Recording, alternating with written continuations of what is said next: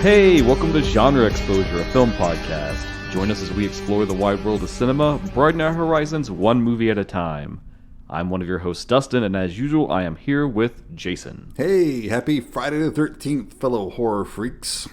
Oh, that was such a good, I'm an actual podcaster personality intro, man. I love it. That was so good. Thank you. You just shattered the illusion, but thank you. Cool. That's what we do here. Yeah, it's Friday the 13th, and it's in October, and that's awesome. It's perfect. Perfect. Synchronicity, some might say. And though we usually try to do 4 full episodes, it seemed like this was just too good an opportunity to not just talk about Friday the 13th as a whole, as a franchise, kind of how we've done in the past with some other stuff, like when we talked about the films of George Romero tagged onto the amusement park. The greatest lost horror classic ever. Yeah. And, we had talked about doing this, several times in the past, and we always be like, oh, there's a Friday the 13th coming up. This is the perfect time. And then, schedules would get weird or other stuff would come up, but this is the time. We would run into some bad luck. Yeah, as you do on a Friday the 13th. But this is the time. And, we normally, it's not a rule we hold ourselves to, but we kind of try to, stray a little bit from the most mainstream of film things. Yes, and it doesn't get much more mainstream than Friday the 13th. Yeah. But we do love Friday the 13th, and we do love mainstream horror. And fully. So it's fun to talk about it every now and then. I think our angle is just that we were there's so many other podcasts you can go through that will go to film by film, every film in the series. And do a much better job than we can. I'm sure, yeah. So we'd rather shine the spotlight on, other stuff that maybe is not getting so much of a highlight. Right. But everything has its due time, and now is that time. So join us on this Friday the 13th in October as we celebrate the Friday the 13th franchise. We're going to do nothing too fancy here, nothing reinventing the wheel. We're just going to have a casual conversation about the franchise as a whole. Yes. And kind of just go over some of our favorites, least favorites, thoughts, feelings. Yeah, just a fun, casual all chat. All that good stuff, yeah. And Jason, you provided us with a bunch of cool ephemera to set the mood. Oh, yes. We've got prop machete here. We've got a corpse that's reduced to a skeleton. Mm-hmm. We've got, what are these? Who made these figures? You and Michael are more the figure guys. I think these are both NECA figures. NECA figures. We've got Jason from part 4. Yes. Which you corrected me on. I thought it was 3. And then we've got Cyber Jason from Jason X. Uber Jason, yeah. It's looking amazing. And the centerpiece to it all, I'll probably take a photo of this to maybe throw it up on that day. I have one. Okay, cool. Awesome. My man. Is the incredible, probably one of the best ever made of a box set, the Scream Factory Deluxe Edition Friday the 13th series collection. I rarely spend that much on something like that. I'm not the collector you are when it comes to physical media. But I had to shuck the money out for that. It is so worth it. And I think it's still available, right? It is, yeah. I know at first it was kind of going to be a limited thing, and I don't know, maybe they got extended or they got to make more or it should be in print. And it's really the definitive way, because I don't know, did you have the prior Blu-ray box set? I did not. I only had the regular. I did. It was a weird metal tin, and it came with a media book inside.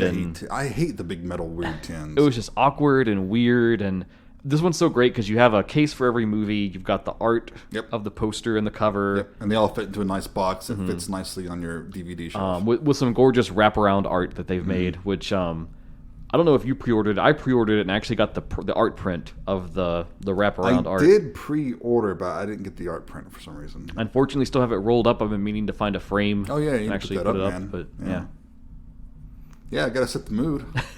It's awesome. It's awesome. I love it. Thank you. Let alone all your other Halloween decorations you've now filled the studio with. Yeah, we're getting there. So where do you want to start? There's a lot of we came up with some topics that we want to touch on for sure. Let's start at the beginning. We may have mentioned this before when we talked about our love of movies and horror in general and stuff like that. But what was your exposure to Friday the 13th? What was your journey like? Okay. The weird thing is I don't remember my first viewing of one. I know it had to be, I caught it on TV. It was a TV rerun, so censored down and stuff. Sure. I want to say it had to be one of the ones where he was already Jason with the hockey mask. Right. I don't know if it was maybe 3 or 4. I'm sure it wasn't any of the. It had to be 3 or 4. It couldn't have been any of the later ones. I know that because I remember renting those for the first time and seeing them. But it was just one of those things. I think for a lot of kids that like me, I was born in the 80s, 86, right? So I wasn't like old enough to start even kind of trying to watch these until it was like almost more into the 90s, right? So Yeah, when they were done. they were done basically. So a lot of it was just you'd catch them on reruns or you could rent them at the video store, but they were already like cultural icons. So it's like you knew them before you ever saw it. You had heard people talk about, oh, Jason Voorhees, the hockey mask, all that. Part of the cultural zeitgeist. Oh, Freddy Krueger, he creeps into your dreams. Da, da, da. Like you knew these characters whether you had seen the movies or not. So it's like I already had a conception, and I knew like, oh, it's like a summer camp. It's all these things. And I was in that cycle of like, got to see all the big slashers and stuff, and it was like something about it like it really struck me. And I think from the first time I saw one of these to today, still that it's still ultimately like Friday the 13th is my slasher franchise. That's just the one I love to death. I champion. I'll go die on the hill for it. Sure. Yeah, man, I just love it start to finish. Awesome. I have a lot of feelings tied up into it, a lot of emotion. That's like my comfort if I just need to watch something that's like a classic that you can makes me feel good. Just throw one on, and it's so varied in like the directions they've gone, trying to like shift it for sequels that like kind of whatever mood I feel like I'm in. There's one that's like, oh, I want to watch that one this time. Yeah, that fits it. Yeah. Cool. Very nice. What was your origin like? Well, of course, as has been made a big deal of before in previous episodes, I am the elder of the podcasters here. So during the whole early video boom, I remember seeing these sitting on the shelves, the old VHS cases. And of course, I was entranced, but also kind of scared. Because I was actually kind of a scaredy cat. I was scared of everything when I was a kid. So if I ever if I ever saw the commercial on TV, oh no, that's getting changed immediately. That's not happening. And to the sound, like the oh yeah, creepy as fuck. It's so iconic and so great for like a commercial or a teaser. Yeah. But all the kids I was friends with, well, all the kids in my school. Wait, I was a loser, didn't have any friends. But anyway, everyone had seen the movies, right? I hadn't seen them. I really wasn't allowed to see them. Right. I could watch any manner of like guys getting blown away with guns or something, but I guess slasher films were just too far. Maybe it was nudity, I don't know. Probably. Welcome to puritanical America. Even though the films themselves kind of reinforce puritanical values, exactly. But so I probably saw my first one when I was 12. 12 or 13, and that's thanks largely to my older sister, because we watched like 2 a day. We rented in the video store and just knocked out, the first 6, I guess. Maybe 7, because this probably would have been about the time where either part 7 or part 8 was out in theaters. And I just loved it. It was great. It was a great time just sitting around watching the movies with my sister. It was a good bonding time. So did you start from the first one then? Oh yeah. Okay, yeah. Cool. Start from the first one. Yep, absolutely. Because that's one thing I do remember is that where I had already seen, Hockey Mask Jason, when I got back to the first one, I was like, whoa, this is so... Yeah. It's Pamela. He's not there even... is no Jason. Yeah. And then he's got the sack head in the second one, of course. And you see that evolution. And that's still a look I really like. I like sack head. I love sack head Jason. Yeah. It's classic. Nice. Everyone has their own Friday the 13th story, I guess. And everyone has their own favorites. So I want to talk about some favorites with you. Okay. I think we should start with the obvious one. Which version of Jason is your favorite Jason? Okay. All right. If we're talking like pure look, not representative of the movie he's in or the actor playing him. Okay, just visual. Visually. Let's do that first. We'll say best Jason design. So this is really hard for me because there are several I really love, but I gotta go with Kane Hodder's in Part 7. Okay. I love the zombie look. I love that wet, gross look. I love that design. He's been beaten. He's been worn down. He's taken damage. He's showing it. And even when they take the mask off, that's probably my favorite makeup. Yeah. One of my favorite makeups. It's a good look. And it's cool. We actually talked about this look of Jason over the weekend at our tabletop game we were playing. We were playing Monster of the Week. That's right. And I referenced that look during the game. But because it's probably the scariest one. 6 birthed the zombie Jason. But he was, we didn't really get a good look at him. Yeah, not a good look at him. And then you get to 7 and it's like he's waterlogged. He's been through so much. Yeah. And he's basically a mummy zombie. Yeah, you start to see the buildup of the wear and tear on him. And then 8, they really take it to an interesting place where he becomes almost mucky and swampy. They screwed the pooch. Which I fucking love, and we'll get into that in a minute. But If they followed through, the makeup sucks though. If they followed through on it and we saw more of that, maybe I would be with you. But what little we get, I think was just a shit job. Shit job. Anyway, I'm sure we'll probably talk more about that in a little while. Oh yeah, I'm sure. But yeah, so I think like in that spectrum, like, and I have a lot of hangups with 7, which we'll probably also talk about in a minute. But the look in that one is so good. So is that your favorite as well? No, it is not. But I will want to say too, a subtle thing. I like that he has like the remnants of the chains on his body too, from where Tommy like ties him down and throws the rock in the 6. And like every wound is accounted for. Yeah, if you go back and look at it, he's got the axe wound. He goes the machete through the eye. That's gone. You know, it's all there. It's just awesome because it really sets like how relentless he is at that point. That he's been through all this shit and he's still coming at you full force. Yeah. So if we're talking just designs, just look, just visual, how he looks. Oh, you're about to be so pissed at me. It was underutilized poorly, but I got to go with Jason Goes to Hell. He is just fucking monstrous. I'm not going to argue that look. I've got Kane Hodder's signature, and that's actually a still from that movie that I used. Because I like how his growth is like growing over the mask, like he's had it on so long. And it's like if you extrapolate from like the 6, 7, 8 cycle, it's like at this point he's become so waterlogged, the body is like starting to bloat. Yeah. But it's like you're saying, like the mask is still tight to his head, so it's just like growing up and out and around it. Right. It's and part like, of his body at this point. Like grafted to him. Yes. And it just looks so fucking cool. Yeah, I agree. I don't hate that makeup at all. I think it's really good. It's one of the few good things about that movie. All right, cool. So that's just talking visual design. Yeah. So if we're saying, let's say your favorite like actor that's portrayed Jason, like just portrayal and like the the mannerisms and that's not Kane Hodder. Can we put that caveat in? Sure, yeah. Or because obviously Kane Hodder is the best. Kane Hodder is Jason.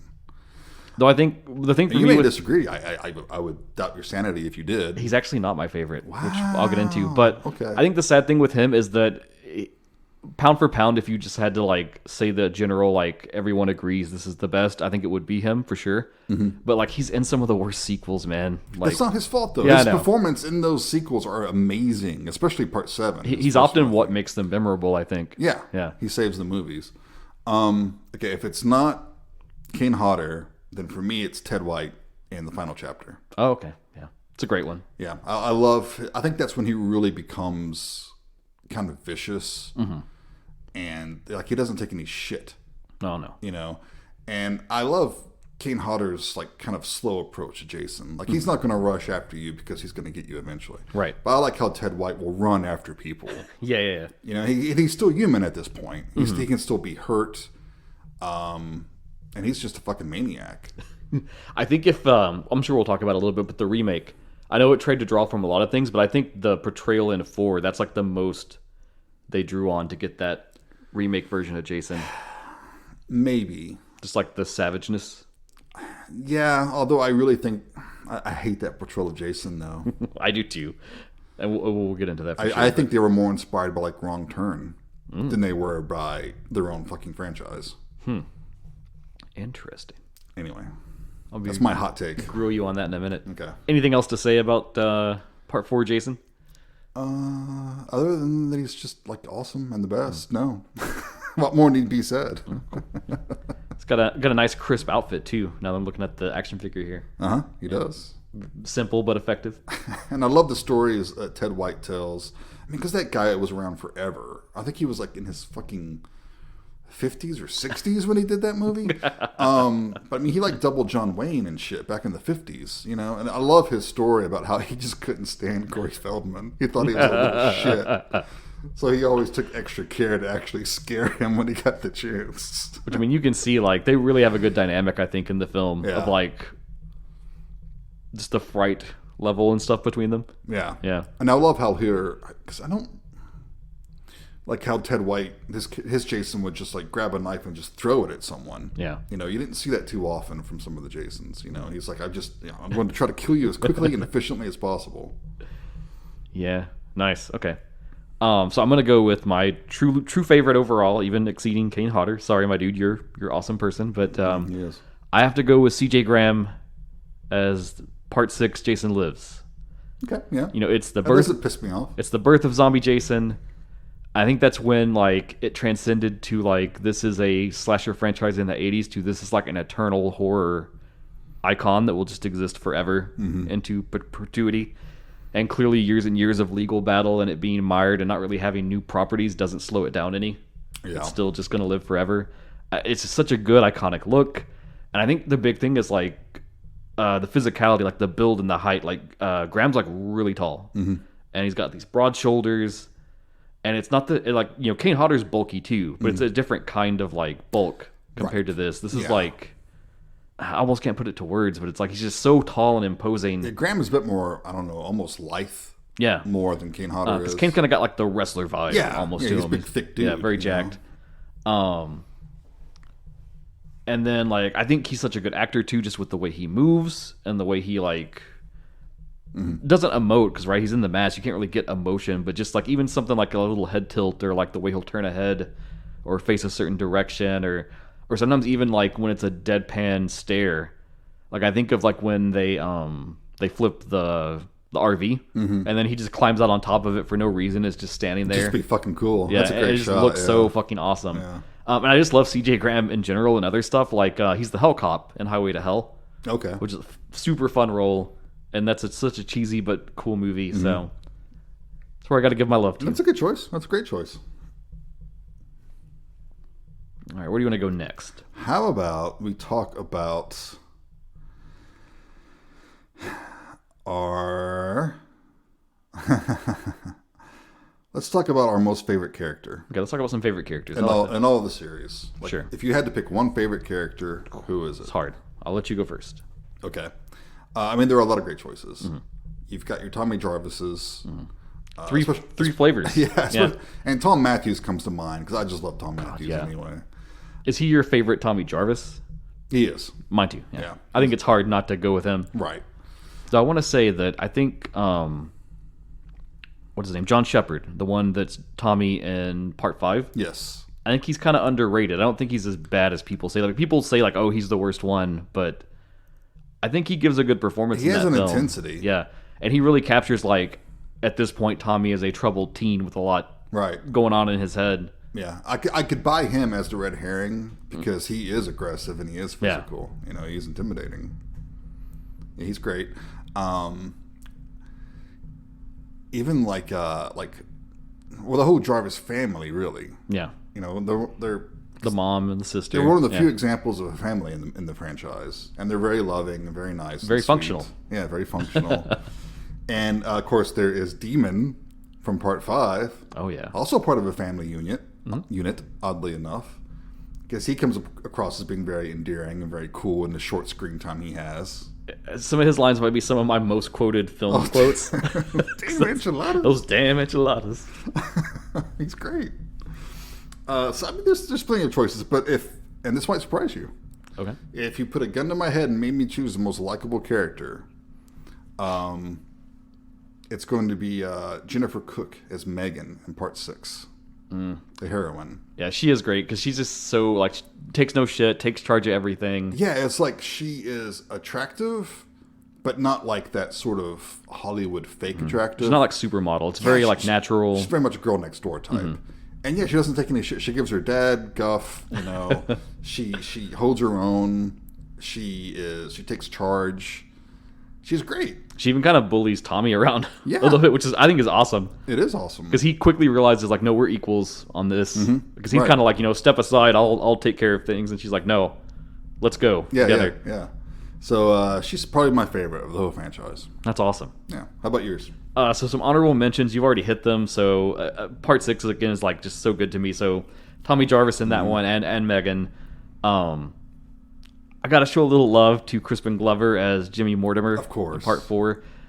Just like, he's such a throwaway character in the film in a lot of ways, but he makes himself impressionable on you just with that performance. Oh, yeah. And I think it is true of me and true of you and true of a lot of people that watch this. Like, we identify with like the loser character that's in the group of teens because we're not the cool kids. We never were, never would be. Nope.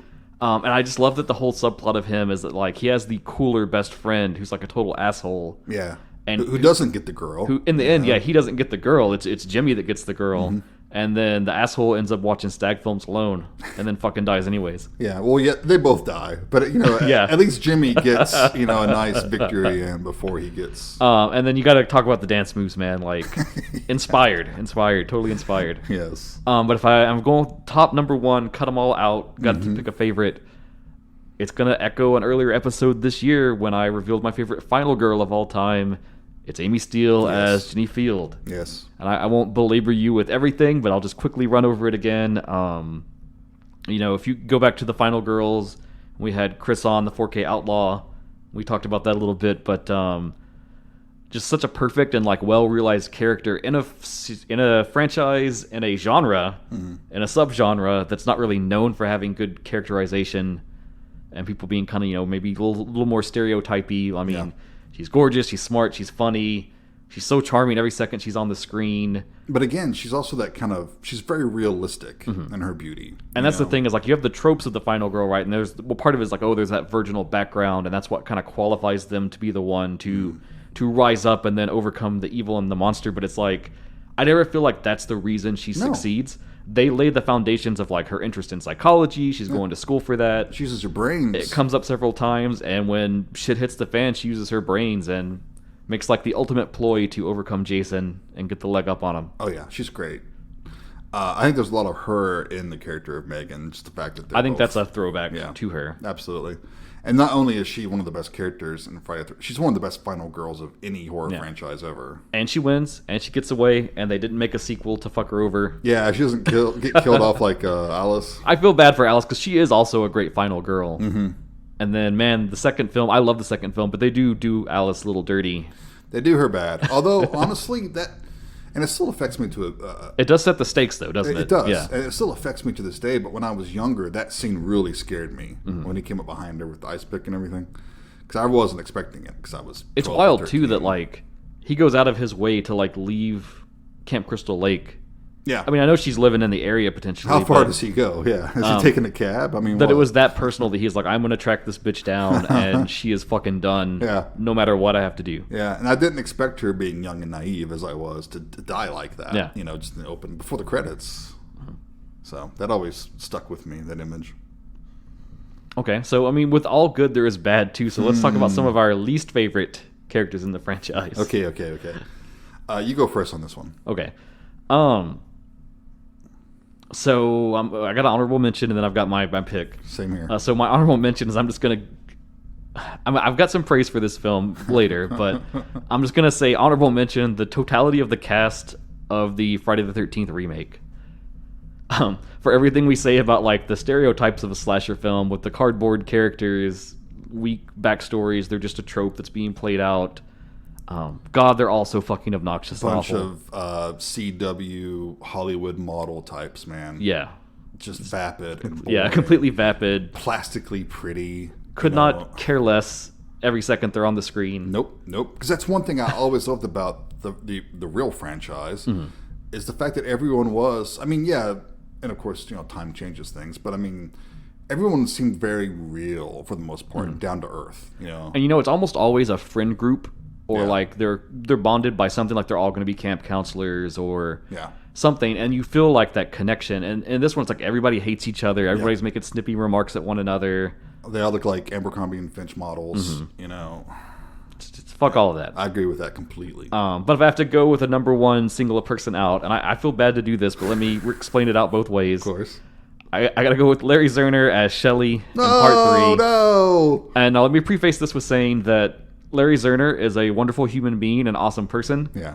And I love how much love he gives back to the franchise and its fans.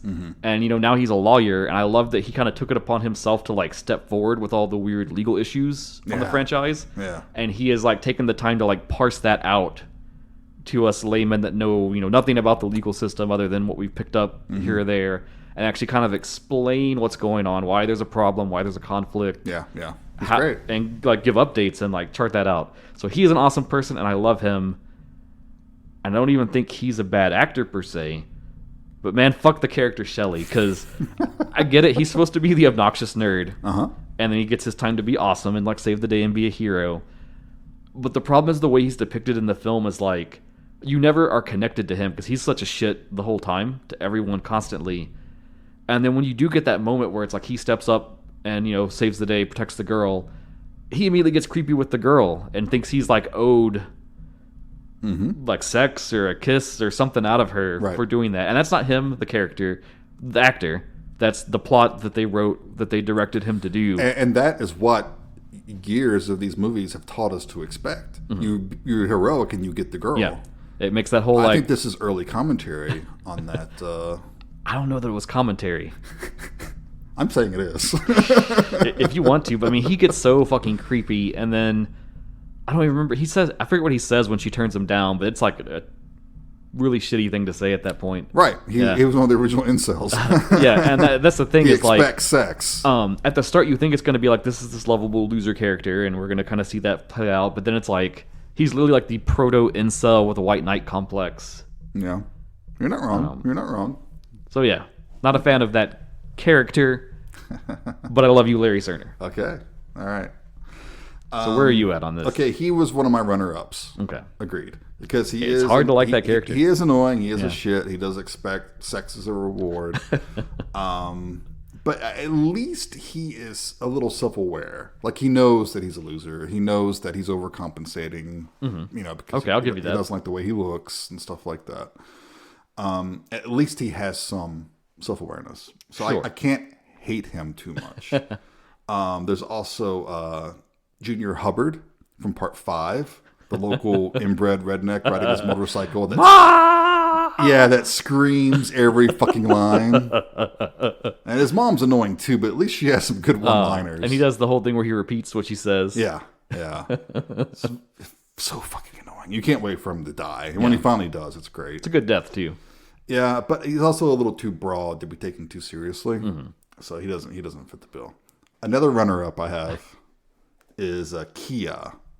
From Freddy vs. Jason, played by Kelly Rowland. Okay, yeah, it was their star power that they tagged in for the film. I mean, she's just not good, man. Her line delivery is horrible. She really can't act, I'm sorry. And it's not cool her using the F word. It wasn't cool then, it's not cool now. Yeah. I was shocked at the time. I was like, what? And it's so, like, you could have put any other word there. Yeah. Script-wise. Anything. And that, she didn't write it. It's not her fault. Again, we're talking about the characters. Yes, the character. She is a lovely singer and a performer. Yeah, I'm sure she's a great lady. But her death was nice. It was good to see her die, although I think it should have been more brutal. It's also pretty late into the film. Yeah, but the winner for me is Stephen Freeman from Jason Goes to Hell, played by John D. LeMay. That's the main dude, right? I fucking hate his character. Now, come on. I fucking hate his character. He is whiny. He is annoying. He doesn't have any gravitas. I don't think he has any screen presence. And again, this is also, it's not the problem of John D. LeMay. I'm sure he's a perfectly lovely person. But maybe, and it was the writers, they underwrote him. But he's just, his like quips and stuff when they're trying to be self-aware and self-reflexive and funny, it seems like he thinks he's in a different movie, and he just never ever fits for me. And just every time he's on screen, actually, I have this problem with every actor in that movie. Well, see, the problem is he has to try to act against Creighton Duke. Creighton Duke, the most underutilized weird character in the franchise. And man, he just every time he's on screen, it just annoys me. Okay. Yeah. Wow. I know. Even more than... The gauntlet has been thrown, my friend. Old Shelley, huh? Yeah, even more than Shelley. Wow. At least I can relate to Shelley. in some ways. In some ways. In which part? Well, probably the self-conscious, geekery side. Okay. Hopefully not the misogynistic incel type. So we got some bigger things we want to get into. Maybe we should talk about some side things real quick. Some side materials beyond the film. Sure. For a little bit. Okay. I'll just get your thoughts on these. I have some scattered thoughts. So first of all, the comics. Have you ever read any of the comics? I never read the comics. No. So I think what I want to talk about these is there's been a lot of little comic series. They've kind of done different like side stories or continuities and stuff. I think the thing I want to talk about with them though is that they dig into a thing that's like a kernel that's in this franchise that's never really been blossomed out into what it could be. And that's the angle of Jason's father, Elias Voorhees. Ah, yes. He gets a mention here or there. I think the only time they actually drop his name is in Jason Goes to Hell. Because the earlier script of that was going to have him be more part of it. And I think several of the other earlier sequels also, at one point, had a hook where they were going to have Elias in there, and then... Yeah, because at one point the gravedigger from part 6 was going to be his dad. Yeah. And then it was going to be where his dad was paying the gravedigger to take care of like Pamela's grave. Yeah, to tend the graves. Yeah. So in an interview, the writer of the first film, Victor Miller, attested that his kind of vision of what was going on with Elias was that he skipped out on the family due to Pamela's kind of obsession with their son. And that's kind of all he ever saw it would be, and he didn't see a reason to bring it in to the mix of anything. I think that's boring. I like what some of the comics have done, because they really leaned into like the weird elements where they're a comic and they can kind of just do whatever. So I forget which series it was in particular, but there was one that really hooked on to this idea of like the supernatural angle, which you get kind of hints of in Jason Goes to Hell. Mm-hmm. And again, I think earlier scripts maybe lean on that more, and then they backed off on it. There's actually some of the comics they bring up this suggestion that the Voorhees family kind of has a history of occultism that goes back to like warlocks in the past. Okay. And that Elias dabbled in that, and that they even had a copy of the Necronomicon, and it kind of leans into that whole like Deadite Jason theory. Right. Which again is all sparked off of Jason Goes to Hell. Yes. So I know that you're not so fond of that. I'm not a fan of that, no. I think it's a funny way to tie them up. I think if they had gone through with the Freddy versus Jason versus Ash that never happened, that would have been a funny thing to like loop back in. Right. Just because now you have the Evil Dead franchise in the mix. I could see that to be more of a connection. But okay, yeah. So there's comics. They're fun. Okay. No more to say about it, really. Did you ever read the young adult novels that they made? See, I wanted to talk about those too, but I haven't read any of those, so I don't know either. if you can speak to any of that or no. I can't, and they're like really expensive right now. Yeah, they're hard to track down. Now is not the time to get into those if you're trying to be a Friday fanatic. The TV series. Do you have any thoughts? Completely unrelated to the movies. Yep. But I did watch it religiously. I fucking love it, dude. Yeah. Like, it's so cheesy and so lame now, but it's just weird. And it's... If you hadn't seen it, the premise is that there's this antique shop, and everything in this antique shop, or most things, is like some sort of cursed item and stuff like that. The owner made a deal with the devil. Yeah. And his name was Vendredi, right? Which is French for 13th. Yeah, so now this... Was it his brother or something? Inherited the shop? It's his niece and her cousin. Yeah, but they have like... There's an older dude, too, that kind of tells him what to do. Yeah, he's like the friend. He's like the Charlie of the movie. I think he's an uncle. Maybe. Yeah, he's the uncle. Yeah, he's the brother of the guy who made the deal with the devil. Yeah. And he sends the young hot people out to go gather the dangerous items. Yeah, because all the cursed items get out of the shop, and they got to get them back and storm in the vault. The female star of the movie, Robbie, I guess her name is. She only went by that name. Was one of my first big, huge crushes. Oh, cool. I always thought she was just so hot. So really the connecting pieces for this were just like kind of production stuff. Like Frank Mancuso Jr., he had a heavy hand in this, and his name pops up in a lot of the early on Friday films. There was talks of them wanting to connect it. They were going to have, and this is even a rumor too, so I don't even know if it's substantiated or not, but it was said that the final planned episode was supposed to be that the last cursed item was the hockey mask. Huh. And that was like the loop in for how Jason even is involved in this at all. That could have been kind of fun. But I mean, it's one of those things that ran for a few seasons and then it got axed. There's no real resolution. Yeah. Is what it is. I have some weird childhood nostalgia on this one. I maybe have shared this story before, but I don't remember, so I'll tell it again here. But it's like one of my first horror-related memories as a little kid. Because I distinctly remember being put down to bed by my parents, and I heard some like weird music from the living room. And it was the opening theme to this show. Okay. And it was so haunting and so weird, but it was like alluring at the same time. And I'll definitely put this in the show notes so you can listen to it if you've never heard it. And so I crept out of bed and like snuck down the hall into the living room, and they didn't know I was there, and I watched the opening of the show and it scared me out of my goddamn mind. Like, do you remember having any idea what it was? What was going on? It was just when it was like panning through the just antique the credit. shop. The credits. Oh, yeah. I thought you meant like the first like act. No, it's literally just the music playing and it's panning through, and there's the little like, oh, there's the cat like, and everything, and the radio turns on for a second. There's like a doll moving on its own. And shit like that. I lost my damn little kid mind, and it made me so fucking nervous. It just completely destroyed me. That's fantastic. And it was probably not even until like some years later, I was a little older and I caught it on TV and then just got obsessed with it. Oh, so it didn't like trigger some sort of psychosis or something? But I think it's one of those things that was like one of those first taste moments. That's amazing. Where like I didn't like it, but then after it was over, I was like, ooh, what is this feeling? Yeah. And you want more of that. I had a similar reaction to the Tales from the Dark Side. God, I love Tales from the Dark Side too. That was so creepy. Yeah. And just hearing the music would be like, oh.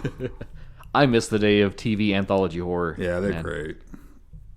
Okay, let's see what else. Other side things. I want to talk about the video games.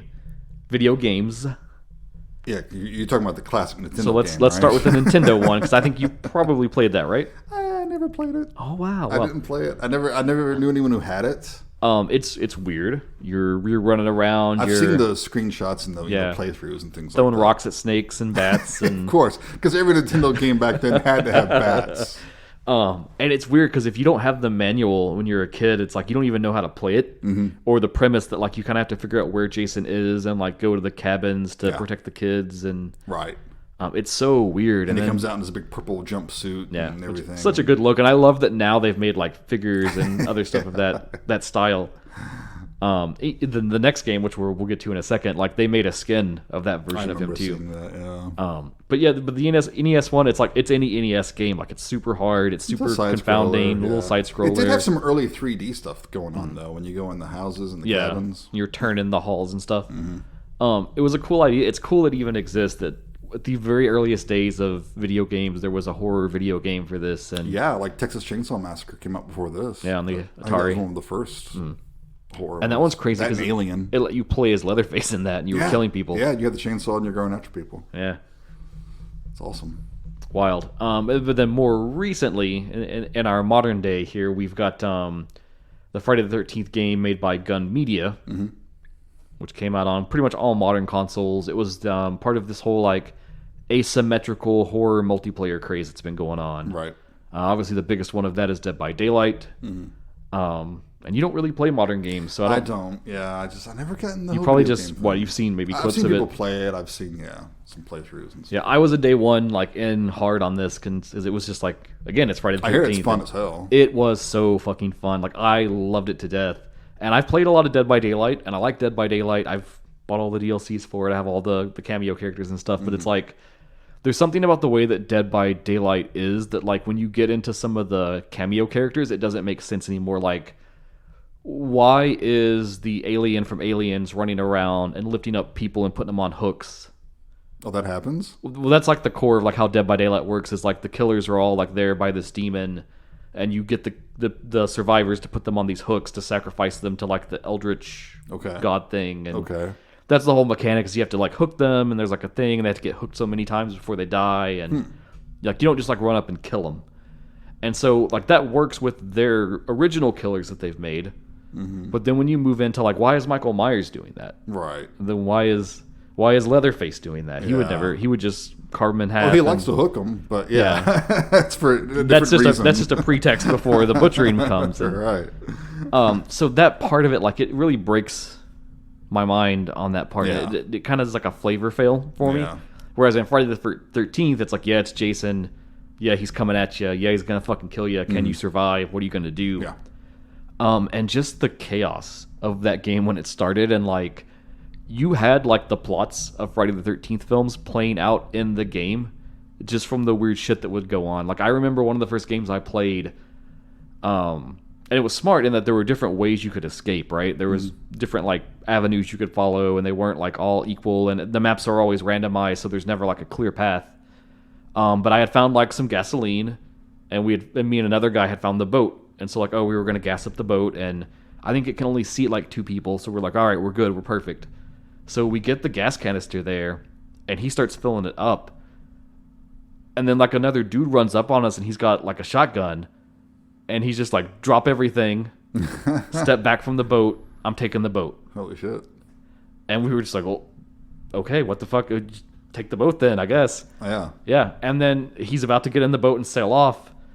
Then suddenly Jason pops up out of the water, fucking kills him. The boat's there, but we can't get in the boat now. And we have to like scramble and run back into the camp and try to like lose him. That's amazing. Yeah. That's exactly what would happen in one of the movies. And it's like you can't make that up. It's just... Although it does puzzle me how Jason went into the water because he's so afraid of it. Well, I don't think this was Freddy versus Jason. Oh, Jason. So. Okay. Which that was another cool thing about the game, is that you could pick which style of Jason you wanted to be, and they kind of tuned how they played. That's fun. Like I was really good with part 2. He leaned into doing like the bear traps and stuff like that, which that's kind of one of the only films you really see him lean into that. So I would do a lot of fun stuff like bear trap outside a cabin, then like raid the cabin. They would try to bail out the window, get caught in the bear trap. Mind games. Okay. Fun. Super fun. Unfortunately, it really fell apart due to the whole legal struggle, which I guess we'll have to talk about at some point, at least lightly. But they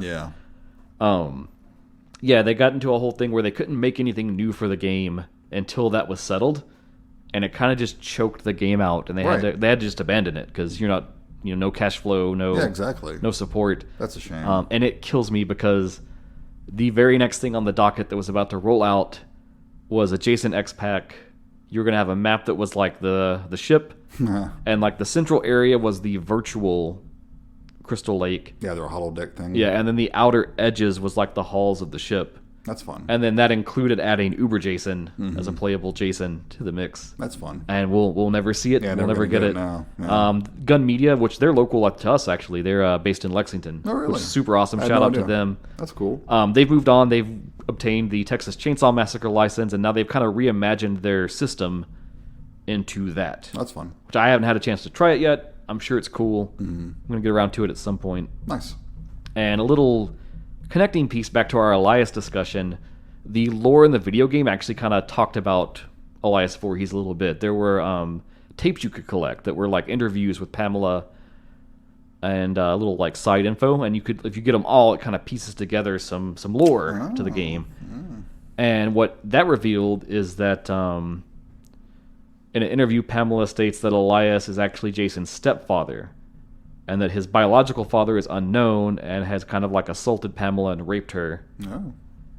And then she married Elias in the hopes that he would kind of like, give Jason a good life and everything would be okay. But he also ended up being horribly abusive. Right.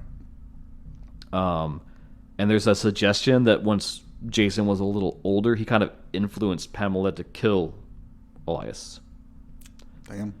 Now, canon or not, it's whatever, because almost every film kind of pulls in a different direction. But it was, again, cool that someone was like, this Elias thing, we should try to do something with this. And so the legal thing, I guess, just to lay that down, do you want to just pop that out, or? Well, as far as I know, it's all about a dispute between Victor Miller and Sean Cunningham. Yes. Like, who owns Jason? Right. Because Victor Miller wrote the character, the name Jason, even though he wasn't a character in the original movie. Yeah, for the first film. He still owns that concept. Uh-huh. Whereas Sean S. Cunningham owns, the name Friday the 13th. And I guess pretty much every, like the incarnation of Jason, but not so much the name. Yeah. As I understood it. A lot of it hinged around the first film.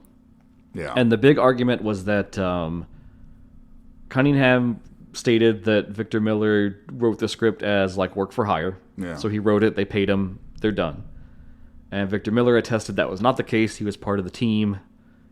And then ergo, he should have been in the mix on everything as far as like royalties and rights and everything else down the road.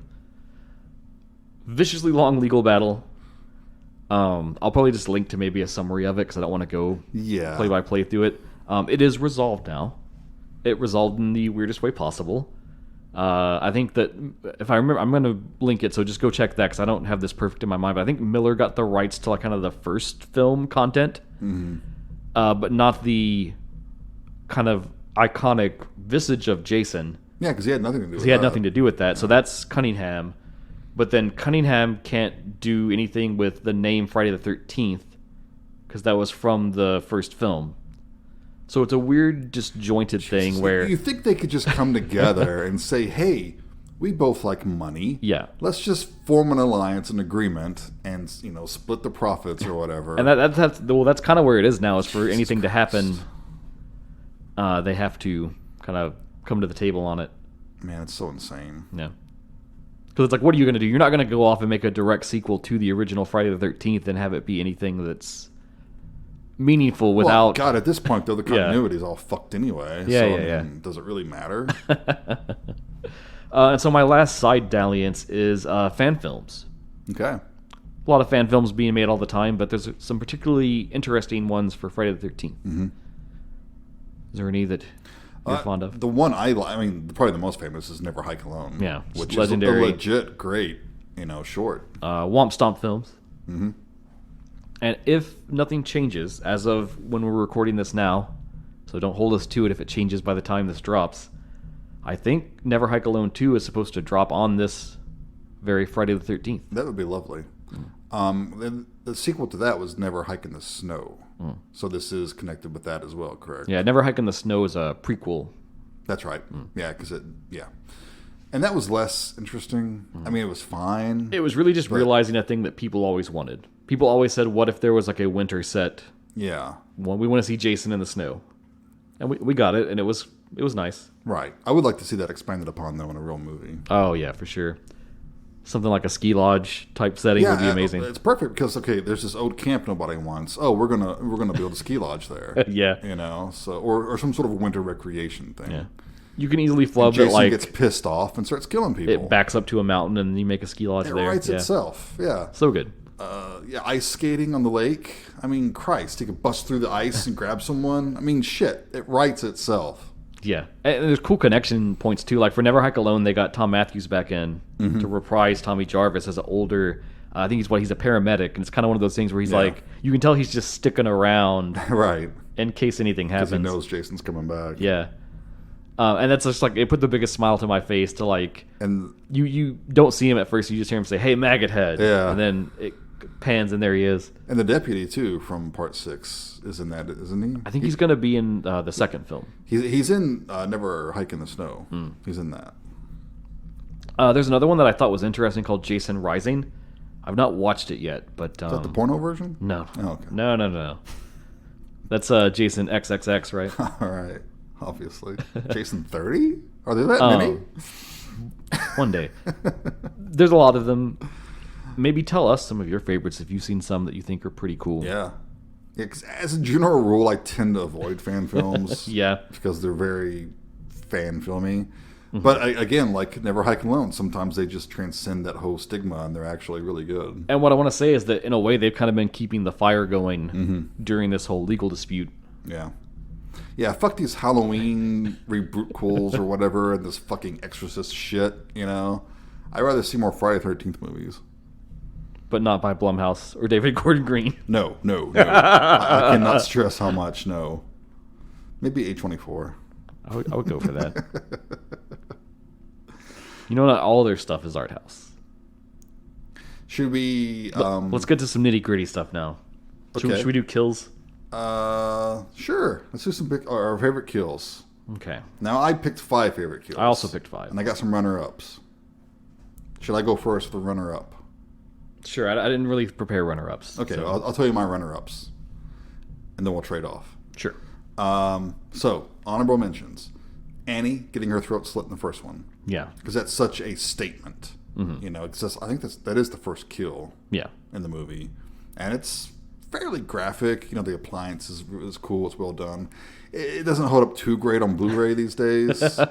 True. But, because you can kind of see the discoloration. But it's still a really cool appliance. Sets the tone right away. Yeah. Judy getting bashed against a tree in a sleeping bag in Part 6. Great kill. Funny. And one of the things I really liked about the movie that I don't really like that much, but there's some good moments. Like this one was the killing at the rave in the cornfield. Oh, yes. Because that is where you have your raves, in the cornfield. But when Jason's on fire, yeah, it's an actual fire stunt, and he's just going around killing everyone. That's really fucking cool. It's so amazing. And he's blazing that trail through the corn. It's just that's a bravura moment. I'm gonna say I don't agree with a lot of Ronnie Yu's choices, but that was a primo. Yeah, it was. That was great. Okay. I just wanted you to see his eyes, so you could get that emotion, you know. So, should I do this in order? I guess I should do this. Mine are random. I couldn't rank these. All right. Mine will be random too. So I will start by giving praise to one of your favorites. Oh. One I don't like. Okay. But part 8 does have one of the best kills. It has quite a few good kills. I grant you this, but when Deborah gets impaled by, I think it's a rail spike. Yep. And then sliced in half. Hell yeah. A nice, practical effect. It's a thing of beauty. It's wonderful. It's love it. Perfect. If the rest of the movie was half that good, but that is a great kill, and it's something nice I can say about Jason Goes to Hell.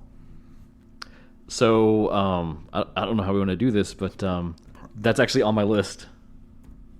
The kill? Okay. Yeah. Awesome. Anything you want to say about it? Split in half. So, I'll say, say what you will of the whole rest of the film and the occult body swap and stuff, and whether you can jive with that or not, but I think every time that it's the actual Jason and he's on screen, it's just fucking awesome. Right.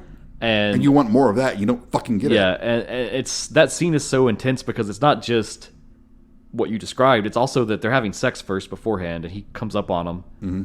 And so we've had other kills in the series where people have been having sex and he offs them. But this one, man, he's so fucking brutal. And isn't there like a safe sex joke too? Like he throws the condom out or something and he steps on it? Mm-hmm. And that's funny. And I think also, too, this I think is only in the unrated cut, too. So if you saw it in theaters and you've never seen that other cut, you missed this because they were like, oh, we have to pull it out. Best thing in the movie, and they cut it out. It's so good, and it's so well done, and it's so fucking gory. It doesn't shy away from showing anything. K&B effects, man. Mm-hmm. Best thing about that movie. And it really kind of pushed the envelope to me in a lot of ways, because I think there are a lot of brutal kills, and we're going to get into some of those, but it's like, I think sometimes you forget how tame they are in some ways. These are still like studio films that were going out to theaters. Mm-hmm. And of all the kills in the whole franchise, this one really kind of like pushed. I think it tried to go a little further. Also, it was the early 90s, and things were really getting tamped down by that time. So at that time, when everything is reeling back in, this one was like, no, charge fucking ahead and rip someone in half. All right. Okay, well, give me one of your kills. Okay, sure. This one might be on your list. I don't know. We'll find out. This is one that I'm also not super fond of, but it has its moments, and that is Jason X, and that is the iconic, most legendary, the frozen face smash. That should have been one of my honorable mentions. It's so good. It's so hilarious. Even if you hate that film, you love that moment because it's so awesome. And it's so... You've got this weird sci-fi premise, and they're leaning into it to make an interesting kill. Yes. I just love how after the smash, it's so goopy. Yeah. And even though you can't see his face, you know Jason's like, wow, that was neat. Yeah, it's like he didn't even really know what was going to happen. Yeah, he's like, is this water? I'll just drown her. Oh, cool. Smash. So much fun. Yeah, it's great. Okay. Another one of my favorites is Andy in part 3 when he's doing his handstand. Okay, yeah, that is a good one. It's sliced right down the middle and cut in half. I love how they shot it from the bottom up. Mm-hmm. So they used the the glass floor so you can see him falling. One of the more effective creative parts in an otherwise pretty lifeless movie. Yeah, I'm pretty cold in the part 3, but that kill particularly is very, very good. Yeah, it's a good kill. Very inspired. And later on, you see the body too. And that's cool seeing his guts are hanging out and shit like that. So. Okay, give me one of yours. I'm gonna take us back to the first one again. Mm-hmm. So I think I gotta shout out the arrowhead kill. That's on my list, brother. Excellent. I thought it might be. It's classic, especially the uncut version. Yes, and it's just proof that this runs in the family because Pamela's every bit as brutal as Jason can be. Yep. A lot of her kills have much more suspense, I think, and tension to them and build up, and it's very slow. But then when it happens, it's still fucking brutal. And then here it is, Kevin Bacon, good-looking dude even then, even though he hasn't blown up yet. And it's just so fucking brutal. And it looks, even on the Blu-ray, it still looks so real. It looks great, yeah. And there's that whole story about how the prop wasn't working right. Yeah, it's like got clogged. Yeah, and the dude just had to blow to push the blood out. Yeah. But it sprays so good and looks so good. Yeah, and that's when you have that one big blurp, which probably would happen. You know? Yeah, it's wonderful. It's a great kill. And it's amazing to me that this whole big franchise and everything they've done, like, still there's some of the stuff in the first one that I'm like, man, they've never really topped that because that was just so well executed. Tom Savini at the height of his powers. I mean, you just can't. You can't fight that. Yeah. Awesome. What else you got? Another one of my all-time favorites is Mark, when he gets his face impaled by a machete, and then we see him rolling back on the steps in his wheelchair in part 2. That's such a sad one because you really love Mark, and then he's another really likable character, and it's tricky to do because he's in a wheelchair, and it's tricky to do differently disabled people. Either you're making them too like heroic, or you're making them too pitiable. But he's cool. Yeah, I like it too that even though he is, in a wheelchair and stuff, like he's got game. Yeah, like he's macking on the ladies and stuff and everything. Yeah. They don't like other him, I guess is what I want to say. Right. Yeah. Right. He feels like he's naturally a part of the rest of the group. Yeah. And it's fairly progressive. And in the same way, that situation also doesn't spare him the fury of Jason. Yeah, he still dies. And it's almost like artistic, though, when his wheelchair is going back down the steps. That's almost Hitchcockian. I'm going to say Hitchcockian about a Friday the 13th film. You know what? I'm going to allow it. All right. Ding, ding, ding, ding, ding, ding. Excellent. All right. Cool. You got a couple more kills, I think. I've got 2 more left. So next I'll go to another film that I actually don't like a lot. And this is, I'll say this now, is like I realized that if you look at my top favorites, a lot of those don't have my favorite kills. Right. And I think what it is like a lot of them come from these later sequels, and that's just because they had to try to, up the ante every time. And that led to now and again there's one kill that's just like, ooh. Yeah. It's so creative, it's so iconic. Right. And so I got to go to Part 7, The New Blood, and the sleeping bag kill. Okay. Legendary, iconic. Of course, the uncut version is where it really hits the height of its power because, God, he wears that body out against the tree. Yes, I think I said Part 7 when I mentioned that earlier. I think I said Part 6, but it's Part 7. So I misspoke. It's all fine. I apologize. You've already apologized. That's good. And it's sad that it is like the theatrical cut hampered that they had to censor it because that was the beginning of kind of we got to reel these films back in. But man, it's 7 got butchered. It's so fucking brutal. And I think too, like if it could have been in its true form, it might improve 7 a little bit because maybe the awesome kills would outweigh everything else that's going on there. Because from that horrible footage that still exists, that they couldn't really fix enough to actually be in the movie. We'll sadly never get like a completed. Yeah, I guess it was like coverage footage or something, but it would have been great. Yeah, but it's so iconic. It's just like, I'm going to hide in the sleeping bag. He'll never think to get me here. And wasn't he originally supposed to do it multiple times? But I think the censors said you can only do it once. Yeah. But even Kane Hodder, I think, came out and said, I think that's better because it's quick, it's brutal, bash, it's done. It kind of is a testament to his strength. Right. And it's funny because in the newer video game, they have the option where you can creep into a sleeping bag to like hide. Why would you? That's just a bad idea. They really were faithful to all the elements of what makes up the film. So. I love it. All right, well, my final favorite kill is Jason's death in Part 4. Okay. One of the best kills ever in any horror film. True. Because I love. First, she gets him in the hand with the machete, right? And it cuts down halfway through his hand. And the way the hand looks is just it's so killer, and man. he's looking at it like, what the hell? This has never happened before. And she hits the mask off. You see his face. Another great makeup job. That's probably my second favorite Jason look. And then the machete just in the side of the head. And, I guess that's when Tommy hit him. And the coup de grace was when he just falls and slides down the blade. Oh, man. It's just perfect. It's so... And it's like, they perfect. promised the final Friday, and they made it fucking final. There's no question at that point. He's fucking dead. And I love that then colored the rest of the franchise, because then it was like, well, what do we do for a new one? Okay, there's a copycat. And then it's like, well, what are we going to do now? I guess we got to bring him back. We got to bring him back. Yeah, people hated the copycat. It was too final. There's no way to, you can't pivot out of that at that point. Yeah, he's going to be a zombie now. Awesome. Iconic. I love it. Yeah, it's great. Oh, I might bust your balls with this one, but I got to give a little love to a personal favorite of mine. Yeah. That's not so well regarded, and that is Part 8, Jason Takes Manhattan.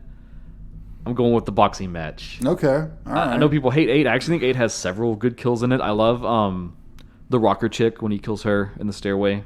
That's a fun kill. The steam sauna kill. I know that makes a lot of top 10 lists. It's a good kill. I think that's super fun. But I fucking love the cheesiness of, like, they're finally in Manhattan. They're finally going for it. And the whole film, we've kind of had Julius as this, like, antagonistic character where he's, like, sort of like the badass, the jock. But push comes to shove, and he's on a roof trapped with Jason, and he's like, you know what? Let's go, man. Let's you and me do this right now. Yeah. And he fucking tries to box Jason, man. And he tries. He's doing a good job. He puts in a good fight. He does a good job. I do like how his knuckles are all bloodied and shit, too. Yeah, like, he is not pulling any punches or anything. He's full force every hit. Problem is that it is already zombie Jason at this point. Right. And then, man, he just gives the one punch and blows his head off. Yeah. It's so ridiculous, so over the top. I fucking love it, man. It is, and it's definitely one of the best kills in the movie. Although even though you don't see it very long, I have an issue with the prop head. I just don't think it looks that good. Wow. Maybe that's me being picky. I don't know. But it's not good head, man. Not good head. But I will actually point out another death in Part 8 that I like that is bloodless. Was Kelly Yu's death. And I think she did it herself. Well, first off, let's just talk about Kelly Yu for a second. And I'm going to in a minute. We love you, Kelly. But she's getting strangled by Jason, right? Yeah, that's a great kill. She died, and he just throws her down, and she just collapses. I buy that she's dead when she hits the ground. I'm just saying, if you took someone with no knowledge of this franchise and just kind of gave them, like, supercuts of the kills, I think a lot of people would be like, whoa, 8 is fucking awesome. Until they actually sit down to watch the full film, and then they're like, it's a piece of shit. What in the world were they doing when they made this movie? Yeah. But I love the way she lands, and she's just like a limp, dead doll. It's fantastic. Excellent. So that's one good thing I'll say about Part 8. That's the thing, is like, even my least favorite one, there's still things that I appreciate about it and enjoy about it. And there's never one where it's like, there's none that are Halloween kills or Halloween ends. You know, like that level. Like right. even the Platinum Dunes remake, it's not that bad. I've seen it more than once, which is more than I can say for a lot of the other shit out there. All right. Should we be prurient and talk about the hottest girl? Yes, I think we need to. Okay. I think. All right. But I'm going to challenge us. I'm going to say that we try to be equal opportunity here on the podcast, and even though we are two white straight dudes in a basement. Yeah. If we're talking about the hottest girls, we also give some of the hunkiest boys. Okay, I can do it. Okay. All right. So we'll start with the ladies. All right. I have several runner-ups. Do you have any runner-ups? Yeah. Okay, yeah, I can give some runner-ups. All sure. Right. My first runner-up is Vicky from Part 2, played by Lauren Marie Taylor. And she was the one who was macking on Mark. Mm-hmm. Can we just say like everyone in 2 is fucking hot? Because goddamn, man. Yeah, they're all even the person who's supposed to be like the nerdy one that's not cool is like still hot, jacked as hell, and he takes his shirt off, and you're like, woo. Yeah, you're like what? yeah. But I like Vicky a lot because she's sweet and just cute, and adorable. Well, let me throw you a runner up from Part 2, and that is Kirsten Baker as Terry. Okay. Yep. Sure. She has a great wardrobe. Yes, the blue jean short shorts and the Mickey Mouse t-shirt. Yep. All right, another one of my runner-up, and this is a twofer because it's the twins from Part 4. Okay, yeah. Camilla and Carrie Moore, who play Tina and Terry. Another Terry. Sure, I'm cool with that. I mean, twins. And they're just adorable. They're just cute. Okay. Well, it's not to like, you know. And one of them is smart enough to hook up with... Crispin Glover. Crispin Glover, thank you. Yes. Yeah, she thinks he's funny. And he is. She's right. She's very right. Oh, she's right. This is going to be a blanket one, I guess, for a runner-up. And I'm just going to say, and I kind of already said this earlier too, but the entire cast of the Friday the 13th remake by Platinum Dunes, we kind of already established that they're all supermodels. They're all really hot. Yeah, they didn't make my runner-up list. No, well, I think it's really just for the one sex scene, I think, in the film. The perfect nipple placement? Yep. Yeah. Not only is that so fucking goofy that you lose it every time, but I mean... It's a great line. Yeah. It's a great delivery. The girls are very attractive, but it's almost like again, like I said, they're just like that CW model, boring attractive. I don't know. Anyway, I can't fault you your choice. Okay. Any more runner-ups for you? Yes. There is Tina in Part 5, played by Debbie Sue Voorhees, and you know which one she is. She's the one who gets killed, has a sex scene, and then gets killed with the garden shears through the eyes. Have you ever seen that video by Wolfie's Just Fine? I don't know. There is a music video by a band called Wolfie's Just Fine, where it is all about the singer, the narrator's experience as a kid singing this scene for the first time. Oh, and they reenact the scene with different actors and stuff. And it's really well done, and it's a great song too, actually. Okay. So go check that out. Interesting. I'll put that in the show notes. Yeah, I'll look it up, sure. You have no more runner-ups? I mean, the thing is, I could pull someone from every movie if I wanted to. So I think I'll close it off there. I won't give any more runner-ups. Okay, all right. I got two more. Okay. Violet in Part 5. Another Part 5er. She's adorable. The goth, emo. Love her dance as well. Chick. Yeah, there's a lot of good dancing in the Friday the 13th franchise. Tiffany Helm is the actress. I love her punk look. And all my choices are brunettes. Okay. She is a dyed blonde. She's a natural brunette, so that still counts. I got to put as a runner-up Eve Watanabe, played by Kelly Yu in Part 8. Yep. Oh, that was the other runner-up I wanted to mention. Yes. Okay, I'm glad you mentioned it. Yes. Yep. Love her to death. Yeah, so adorable. But my winner, unless you want to go, why don't you want to do your winner first? Sure. Okay. Mine's kind of a swerve because I'm just gonna be honest and say I kind of have like a little like cinema film crush on this person in general. Okay. I'm gonna take us to Freddy vs. Jason for Catherine Isabel. Okay. Yeah. No. Ginger Snaps. God, yes. love her to death. Ginger Snaps. American Mary. Amazing surprise inclusion, and then carried on through the rest of the series for Hannibal. Yeah. Yeah. Yeah. True. And she looks really cute in that baseball hat too. Yeah. The film has so many other problems that she kind of doesn't, like, her character doesn't rank very high, but love her to death. All right. Good choice. No, she's great.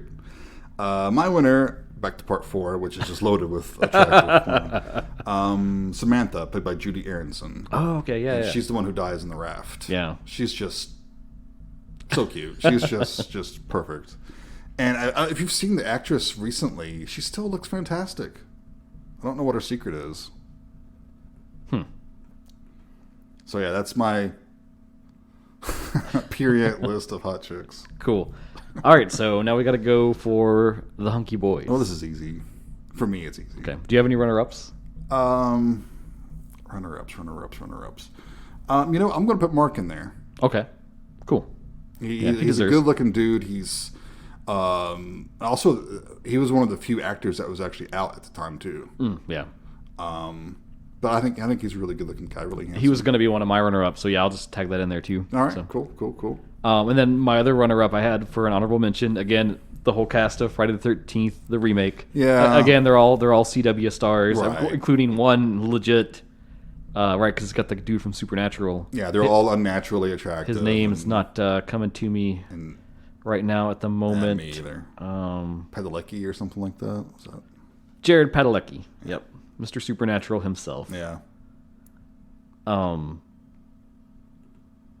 I've got one more runner-up. I don't know if you have any other ones. No. Okay. So I'm going to say the John Shepard, Tommy Jarvis in Part 5. Okay. Yeah, I can see that. For all his weird, like, I'm a troubled teen weirdness going on, he's a pretty hunky dude. Yeah, he's jacked in that Yeah, movie. he's jacked. And you totally buy him as a serial killer. yeah. Yeah, if they had swerved into him being the next Jason, I'd be like, okay, sure. I buy that. Yeah, that's a good choice. And I think it's kind of, yeah. He's a good-looking dude. That's all I'm saying. Sure, absolutely. I mean, the winner, obviously, it seems kind of an obvious choice, but I mean, Jack, Kevin Bacon from the first one. It's hard to argue there. Sure, yeah. I'll give you that. That's I would pick as the hunkiest dude. I actually picked someone else. Really? Yep. So Hunkier than Kevin Bacon? To me, yeah. Okay. I'm going to actually go with Scott from Friday the 13th Part 2, played by Russell Todd. Really? He's the one that pulls all the pranks and stuff, but he's got those dreamy eyes. Okay. He's the one that ends up hung upside down from the tree. Okay. I feel like he's almost got like a Bruce Campbell-y vibe to him. He's got the very strong chin. He always looked a little evil to me. Oh, yeah? Maybe because his character is mischievous, but he looks like the villain in a Giallo movie to me. Oh. Well, Jason, maybe I want that. Maybe you do. And I'm not here to judge you for it. I'm going to say pound for pound, though, like Friday the 13th Part 2 is like the sexiest people for the franchise, guys and girls, just across the board. That one and number 4, Yeah. I think. Yeah. Yep. Something was going on with those. I don't know what it was, but Yeah, you're right. Something special. Okay. Well, thanks for indulging us on that, everybody. Do you agree with our picks? Let us know. And for all of these too, like chime in and let us know your favorites. Like, what's your favorite Jason? What's your favorite kill? Yeah. Tell us of your favorite hunky boys. If you care for hunky boys. If you care for hunky boys. Or if you do not so care, then do as you wish. But I think this all brings us to kind of the one thing we got to do. The ranking. We got to rank the franchise. The best. The worst to the best, right? Worst to the best. Our least favorite, maybe most hated, to our most loved Friday the 13th film. And so, do we want to go back and forth on this, or do we want to just take turns? Because if we go back and forth, then I feel like it's going to get weird. I say we take turns. Okay. And then if our choice comes up on the other person's list, we can go ahead and talk about it. And then eliminate that from the list. What do you think? I feel like that'll be weird. Okay, all right. All right, cool. Let's take turns. Okay. And then we'll say what we have. We'll keep our mouths shut. Okay. Until it's our turn to talk about the movie. How's Okay, that? I like that. Sure. Okay. All right, then you may begin, my friend. Okay, excellent. So this is for number... Well, let's agree on this first. There's 12 movies we're talking about here, right? Yes. Okay. Yes, because I'm including everything in the box set. Right. So Freddy versus Jason counts. So that's 1 to 10, plus the remake, plus Freddy versus Jason. Yes, and I always thought that Freddy versus Jason was much more of a Jason film than a Freddy film. Oh, I agree, totally. That's Freddy playing in the Freddy Jason kills world. like one person. Yeah. Okay, so this will come as no surprise to you and perhaps some of our listeners. My least favorite Number 12. is Jason Goes to Hell, The Final Friday from 1993.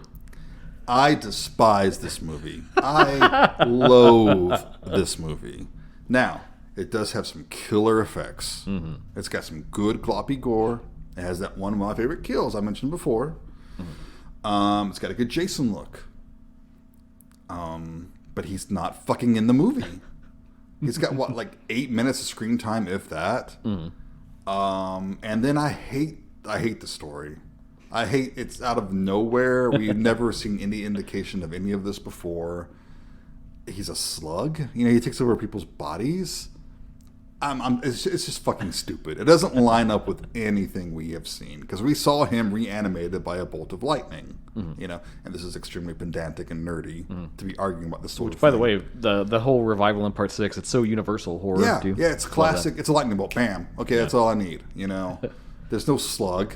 He's not changing bodies. It's the same body because we see it keep getting damaged. If he was switching bodies, he wouldn't have all the same fucking wounds and scars and stuff. I appreciate the effort to do something a little different, but it just does not land for me. And I hate the characters. I hate every character in this movie. The only good character is Creighton Duke, and he does nothing. And we don't even know why he knows what he knows. What if they had put Creighton Duke into like every slasher of the time? Like Freddy's dead, suddenly Creighton Duke shows up and he's like, yeah, Freddy Krueger. Yeah, Mr. Exposition. Yeah, it's just for me. Wow. It's a complete misfire. Okay, so I will say my list it royally changed in like the last, I'm gonna say like 3 or 4 years. Okay, probably along with these newer Blu-rays that came out, I really went back through on every single film and kind of did some soul searching and changed my mind on a few things. Mm-hmm. So this used to not be my least favorite, but now it is. So my number 12, the Platinum Dunes Friday the 13th remake. Yeah. And so all of these were of varying quality. I think really the only truly like quote unquote successful one would have been the Texas Chainsaw Massacre one, which has its problems as well, I think. But it's probably the most effective of all the remakes. What I want to say about this one is I thought that it had a good idea. I thought the concept of like let's kind of condense the first few films into like one continuity and run with that. Yeah, that's cool. I like that. That's a neat idea. But the problem is like the rest of the time it's just so So fucking boring. Again, we talked about it earlier. The characters suck. They're uninteresting. There's no drama. There's no anything going on. There's no stakes. You've got the subplot of the chick trying to find her sister, and it's just like, oh god, it's so just barely there and even focused on. I do want to say I thought their idea with Jason was kind of neat. The idea of like, let's try to treat this as a really, really realistic idea, and let's say that he was out here in the woods all these time and he grew up, and then how would he even be functional as a killer? And then we say, okay, he's kind of got this like hunter-trapper motif, and he's like, there's traps everywhere, and I think that's like a cool idea. I don't think it's really Jason Voorhees though, right? Because you think of Jason Voorhees and he's like the sad boy that loved his mom that drowned in the lake because he was bullied by kids, and he's kind of driven by his vengeance. And there's like a, how can I say this fairly and not make it weird? There's a simplicity to Jason as a killer, as a monster, and I think that's like his charm in a way almost. And this one tried to do something more with it in a way that's like, that's a neat idea, but then I also don't know how much that really feels like Jason Voorhees. And the rest of the time it's just so vapid, it's so shallow. There's no kills that are really that exciting or stand out. God, it's just... When I rewatched it, I used to always say, like, I think of all those, that's kind of maybe the best one in a lot of ways. It's not that bad. The remakes, you mean? Yeah, and then when I rewatched it, like, I want to say 2 or 3 years ago, I was like, what the fuck am I thinking? And then also the whole subplot of, like, the weed thing. Like I get it that was, like, a whole cultural thing at the time. I'd be like, oh, smoking weed. But the fact that, like, the story begins on people trying to find this, like, patch of weed hidden out in the woods. Yeah. And then when those initial people die, the follow-up is that the next group that comes, there's a subset of people in that group that also want to find the patch of weed. The mythical patch of weed. Yeah, like, fuck this movie, man. God damn. It makes me mad just thinking about it. I could tell. Okay. I'm done on that. I don't want to say anything else. All right, so my second least favorite, number 11. Number 11. Is Friday the 13th from 2009. Well, please continue where I left off. I will piggyback on what you were saying. You hit the nail on the head. Everything you said is absolutely correct. I do want to say one more thing. The romance they try to have between the lead chick and Mr. Supernatural, God, they have zero fucking chemistry. No chemistry. Yeah. And it's that tired trope of the hot chick with the hot jerky boyfriend. Yeah. Fuck. Can we retire that? I mean, and she puts up with this shit. And it's like, why are you putting up with this shit? You could have literally any man in the world you want, and you're putting up with this guy's shit? For real. What the fuck? Anyway. Please continue. Yeah, everything you said is absolutely correct. It's a bunch of plastic, boring characters. I mean, yeah, it's a franchise that was never about characterization, but at least a lot of the times you felt like these were real people. They had a charm to them. Yeah, they were... These people are not real people. They're plastic. They're display models in a Abercrombie store that got up and walked into the woods. Exactly. And I hate the preamble of the weed thing. It's like a 10-minute pre-credit sequence. And it's like, okay.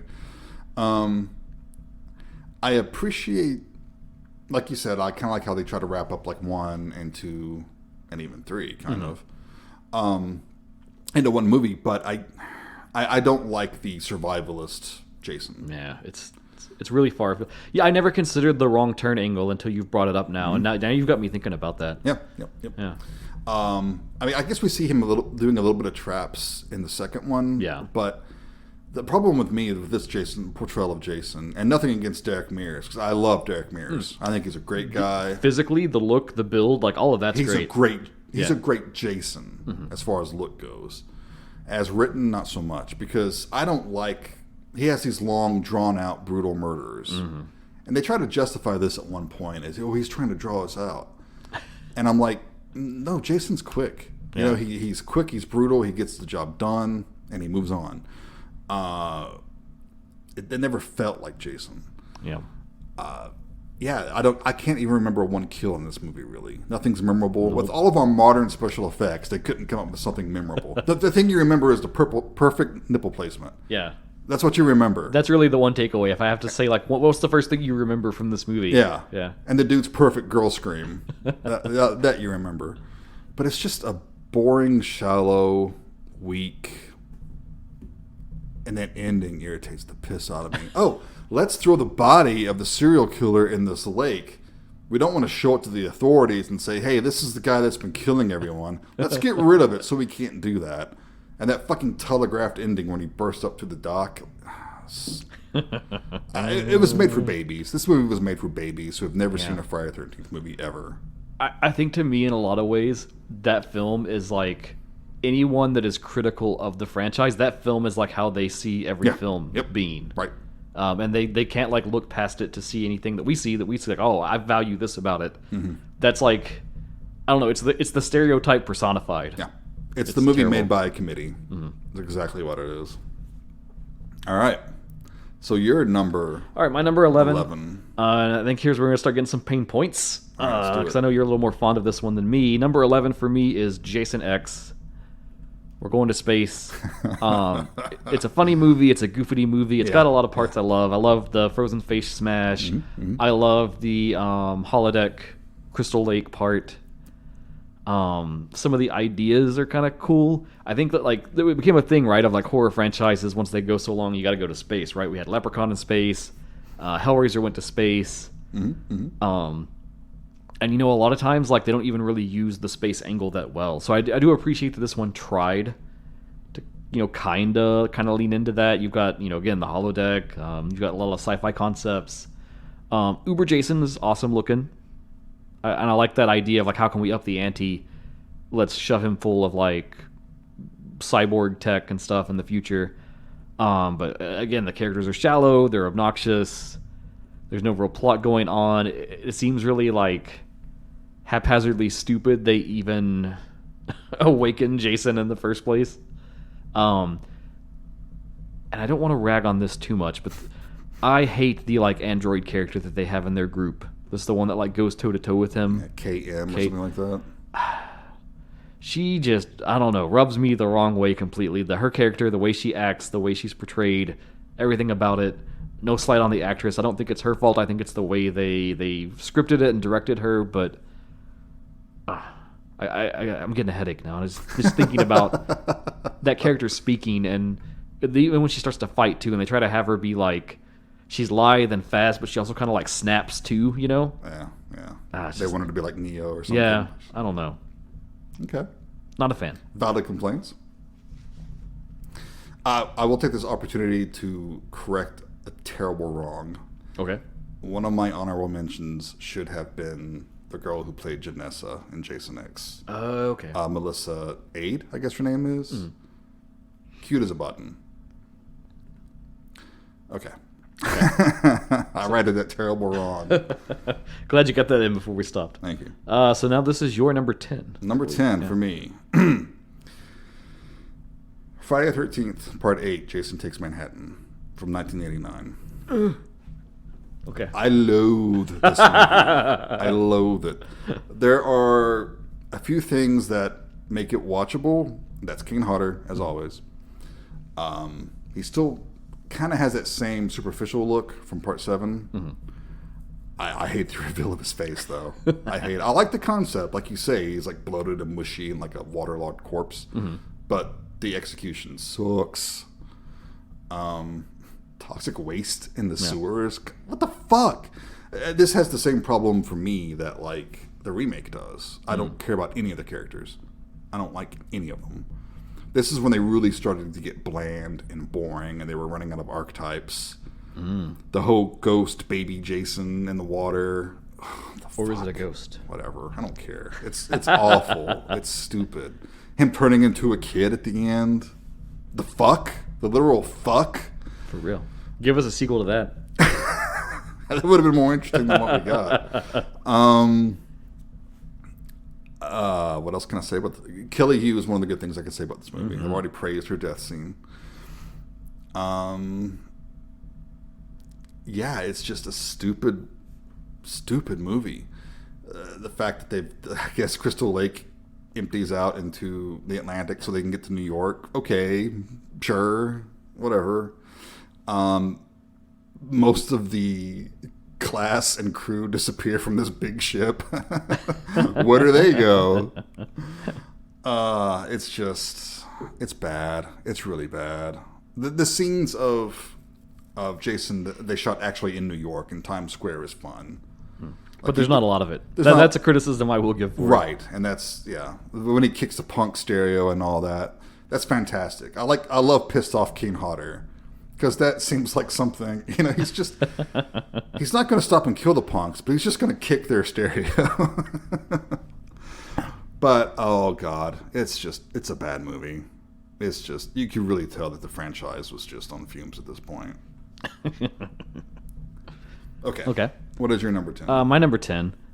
I'm kind of going to make your same argument in some degree, but I'm going to move it back a film to part 7, The New Blood. Okay. I think this is where they kind of started going off the rails as far as having like the cookie cutter characters and stuff, other than the lead, who has an interesting backstory, but we also have this weird, let's throw in Carrie to the plot and make her a psychic kid. And it's one of those movies, like, I barely remember anything other than some of the iconic parts, like the sleeping bag kill or like the Jason face reveal. A lot of it, I'm just like, I don't remember what happens. There's like a therapist that's trying to treat the psychic chick, and he's like malicious, kind of, but not, but yes. And then there's just some other asshole kids there for some reason. And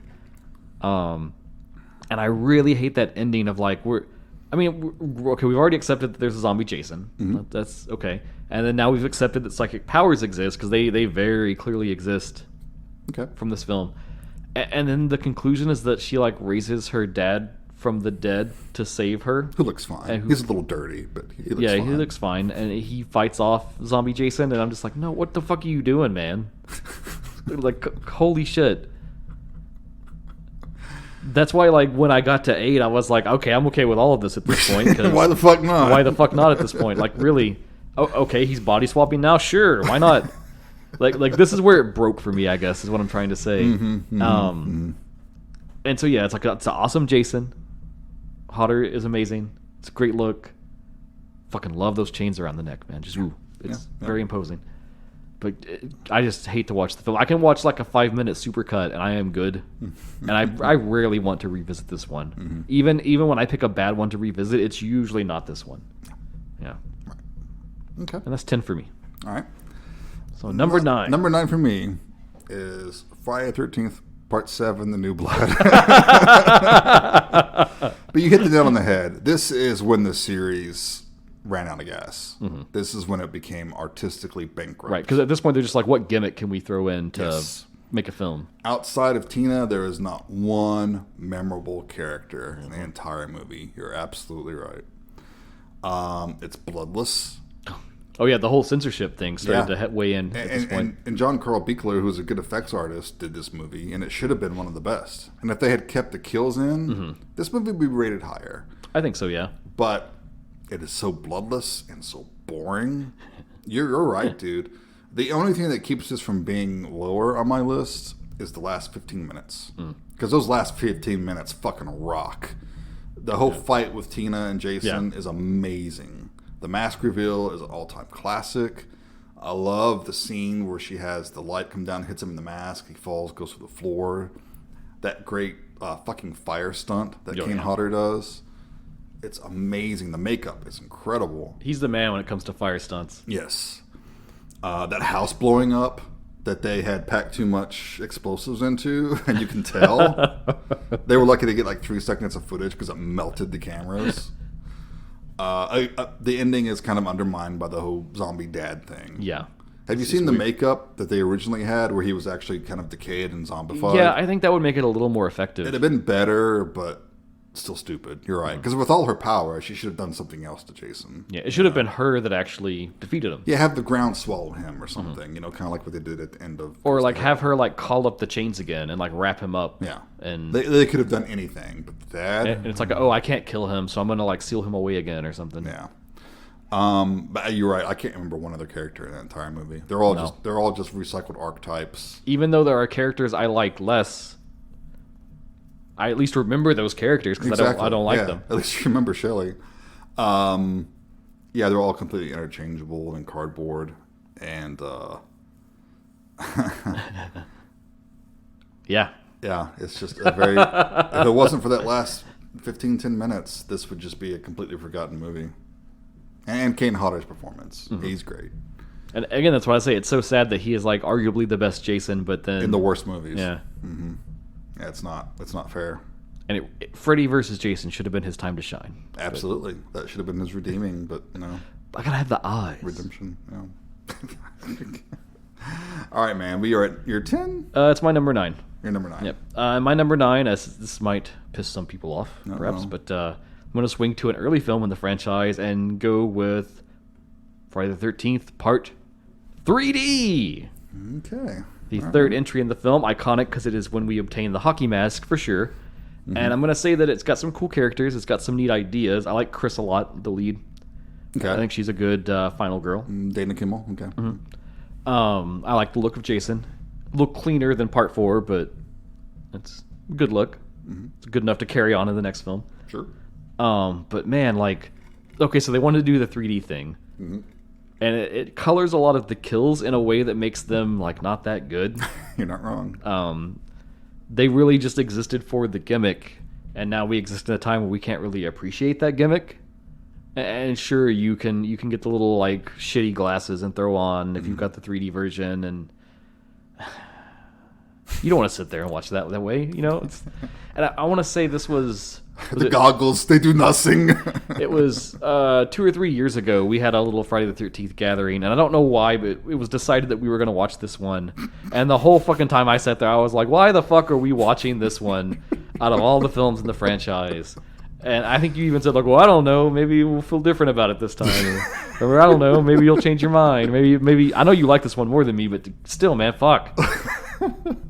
And then what so else? you're saying you don't want to watch it this year? Is that what you're saying? I would prefer to watch another one, perhaps. And yeah, like, what else? You've got. I mean, I've already complained about it in some ways from some of my earlier comments, right? Like with Shelley, Yes. and such. That whole thing is obnoxious, and there's a weird thing with Chris and her love interest too that bothers me a lot, where he's like very rapey. Like, their whole plot of their story is that, like, they're out there and he's missed her and he's like, oh, let's have sex right now, and she's like dealing with some stuff, and he's just very rapey, and they never really address that. I don't think it's kind of just there, and he also looks a lot older than her. very, very much older than her. And there's some weirdness too, where I don't know if you know how much you've ever looked into like earlier versions of the script and stuff, but there was an earlier idea that it was supposed to be like she's got this trauma, right, where she like encountered Jason before. She was attacked by Jason. She was attacked by Jason. And apparently, in an earlier script, it was supposed to be she was raped by Jason, which is that is kind of implied. But not clearly stated. And I don't know how I feel about that. Jason's MO. It feels very far afield. I've never liked that about it. And again, with the kills, like, I don't think there's many memorable ones. Most of them are the 3D gimmicks. And I guess if you like that. Like, I see a lot of people really praise the harpoon kill. And I think it's so fucking cheesy, dude. It just does nothing for me, man. It's just complete turn off. All right. Okay. I'm just sitting there flaccid, you know. I'm sitting beside you and I'm flaccid. And I'm like, why are we watching this, Jason? Is anyone else hard? Because I'm not There's hard. not even any hunky boys in this movie. There's no hunky boys. There's some cute girls, but... Yeah. Although I do think this is one of the ones that has the fewer... hotness. The hot rating of this movie is low, especially between 2 and 4. Yeah, you're at the peak in those, and then you shift to this. And 3 is definitely the valley. I do want to say the kill of Jason is kind of cool. I like that they hang him in the barn, and then he actually struggles for a while to try to get down. And the axe in the head's cool. Yeah, the axe in the head. That's cool, but it's not the worst. It's got some redeemable things. It's one of those ones I would prefer to never watch again, to be honest. But okay. I will accept it at times. All right. Well, I will retort later. Sure. So this is your number 8. Number 8. My number 8 is Freddy vs. Jason from 2003. Oh, I want to cut in real quick to say my number 8 is also Freddy vs. Jason. Whoa! We finally had... Yeah. But you please go first. Okay. There's a lot wrong with this movie. Yeah. There's a lot wrong with this movie. Jason's afraid of water, and so... Yeah, and the screenwriters in the interview, they were like, okay, that was not our idea. Someone else put that in. And I'm like... Who gave that the okay? It's a mess. It seemed like ever since the end of part 9, Jason Goes to Hell, they had to do a they Freddy tease versus it. Jason. Yeah. And that was a great teaser at the end of that. It brought the house down when I saw the movie. Oh, yeah. One of the very few highlights of that movie. So it was inevitable. But, right, not casting Kane Hodder, huge mistake. And that's not to say that the dude's bad. I like Ken Kurtzinger, and he has a cool look, but... Other than the eyes. I don't need the eyes. I don't need the emotion. I don't need the eyes. Yeah. And it's fantastic to see Robert Englund play Freddy one more time, although I have issue with his makeup. I don't like that demonic look they gave him. Yeah, it's not the best. But it's still Robert Englund playing Freddy, so all is right in the world, God, it should have been Kane, man. I know. The two of them I know. facing Finally off. squaring off. Yeah. How awesome would that have been? The cast is obnoxious. So obnoxious. Although Monica Keenan is pretty cute. She probably should have been on my runner-up list. But this is where we get to that whole plastic CW kind of cute, pretty thing, where they're just sort of like, blandly model attractive or whatever. Yeah, because really in those early ones, like, there's a natural element to them. Yes. Still. They look earthy, but now they're looking like Abercrombie and French models, like we said. The plot is bonkers. I like the basic conceit. I like the idea that Freddy is like, okay, I'm gonna send Jason out of hell. He's gonna go kill in my name, make me stronger. That's kind of cool. Yeah. I like that they bring back the whole hypnosil thing or whatever it was called. To stay awake. And I like that idea even that like kind of Freddy's powers that people know his story. Right. And so the status quo of the start of the film is like I have to get my story spread again. People need to be afraid of me so I can gain in power. That's cool. I like that. That's awesome. And the fact that Jason just can't stop killing and it pisses Freddy off. That's fun. Yeah. Their fight is cartoonish and stupid, but also kind of ridiculously fun. I can't hate on that too much. Hiring Ronnie Yu, who is a great visual director, I mean, Bride with the White Hair, that sort of thing. He was the wrong choice. I think they needed someone who was really steeped in Friday the 13th lore.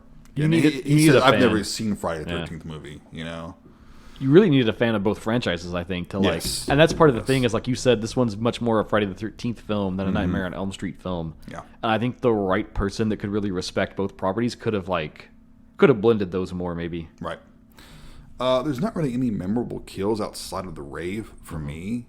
I guess the bed kill is kind of cool. Yeah, but we've already seen Jason fold people in half before, so kind of been there, done that. At the end of the day, it's just a weak, flaccid cash in, really. It made buku bucks, though. It made a ton of dough. Oh, yeah. It was very, very financially successful. It's kind of surprising it didn't have more sequels after this. Sparked the sequel that never was. Freddy versus Jason versus Ash. Yeah. The famous story with that is that the people that owned each property couldn't agree about who was supposed to win in the end, which I think is just so stupid because obviously Ash should win. He's the heroic character. Ash should win, but also like wind up in a bad spot at the end, like he always does. Yeah, and you should still have the outs of like maybe he wins, but then there's still a thing like, oh, maybe Jason's still alive. Yeah, there's some threat. Oh, Freddy's still in the dream dimension. Yeah, he said the wrong words again. He'll come back again. Yeah. And then Ash is screwed over somehow in the end. And what's with that Stoner J character? Yeah. What? That's just an of the time thing, I think. Get the stoner character. There's even that great, I think it's in Never Sleep Again, where they're interviewing all the cast members. And Jason Mewes comes in and says, yeah, it was really exciting for me being in that. Wait a minute, I wasn't in that movie. So that is my take on Freddy versus Jason. I don't have a lot to add. I agree with everything you've said. Yeah. I guess I'll use this time to say that whole idea, the Freddy versus Jason versus Ash, that got made as a comic, actually. And that is out there, and you can go check it out. Allegedly, it's pretty much kind of the idea they had to run with for a script. It's fun. It's really fun. It blends in like all the Deadite stuff well, and blends the lore of all three nicely. Okay. It's fun. But yeah, it's Freddy versus Jason. Love Catherine Isabel. Glad she's in there. Yes. I mean, you've probably seen all the documentaries to get this trivia, but I always think it's funny that she's got the shower scene, but it's a body double because she had in her contract that she wouldn't do any nudity in the film. Right. And then they were kind of weird and like forceful about it, and then they just had to do a body double instead. Yeah, that's never cool. Yeah, You know? not cool. Hey, it's Freddy versus Jason. It's a wonder it even got made. I guess that's like a marvel unto itself that it exists the way it does. Yeah. But yeah, it's what it could have been compared to what it is. You always think about that. I think when you watch it, It's pure cartoon. I will say it is highly watchable. It is one I rewatch a lot, especially if it's like on TV or something and I catch it. I'm just like, hey, what the fuck? I tend not to rewatch this one. Yeah, I'll go for this one well before like the remake or Jason X or any of the ones I ranked lower. Okay. Yeah. Yeah, well, you're probably not wrong about that. All right. All right, that brings you to 7. Number 7, lucky number 7. My 7th, actually, and this might be blasphemy to some, but it's the original Friday the 13th from 1980. Oh, wow. Okay, wow. Only because It is so different from the rest. it is different, and it's a good movie. I do like it. I mean, it set the standard for a Friday the 13th movie. And for summer camp Yeah, slashers. it wasn't terribly original. I mean, Sean Cunningham has made no bones about let's rip off Halloween, you know, And A Bay of Blood. and Bay of Blood. I think what keeps this from being a real classic for me is there's long stretches where it's kind of dull. And there's probably people younger than us that think all these movies are dull. That's true. But it's hard for me to really formulate why this isn't higher on my list. I think I like the whole mystery aspect, but it's also horribly unfair because we never meet Pamela until the very end. Yeah, there's no way to guess the killer, I guess. She should have been introduced earlier so we could have actually have guessed the killer. And that's where, slashers kind of grew out of the giallo genre. We've talked about that before, but like that's where this one kind of gets it wrong, where it's still trying to have the murder mystery, but it doesn't. Right. It doesn't know how to do a mystery. And I love Pamela Voorhees. She's great. Which it could have been easy to insert her early on and be like, Anywhere. oh yeah, she's going to be the cook. She's local. Yeah. She could have been dropping off supplies or bringing in food, or she could have been at the diner. Anything. Because I think really you just want more of her in general in the film. Right. She's such a commanding performance. Yes. I like Adrienne King. She's a good final girl. I like her fight with Pamela.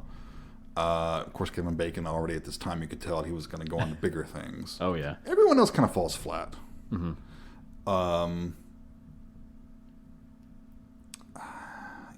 it's just sort of a... it's like there were better movies that were kind of doing the same thing at the time. There was just something about this one that really struck a chord with people.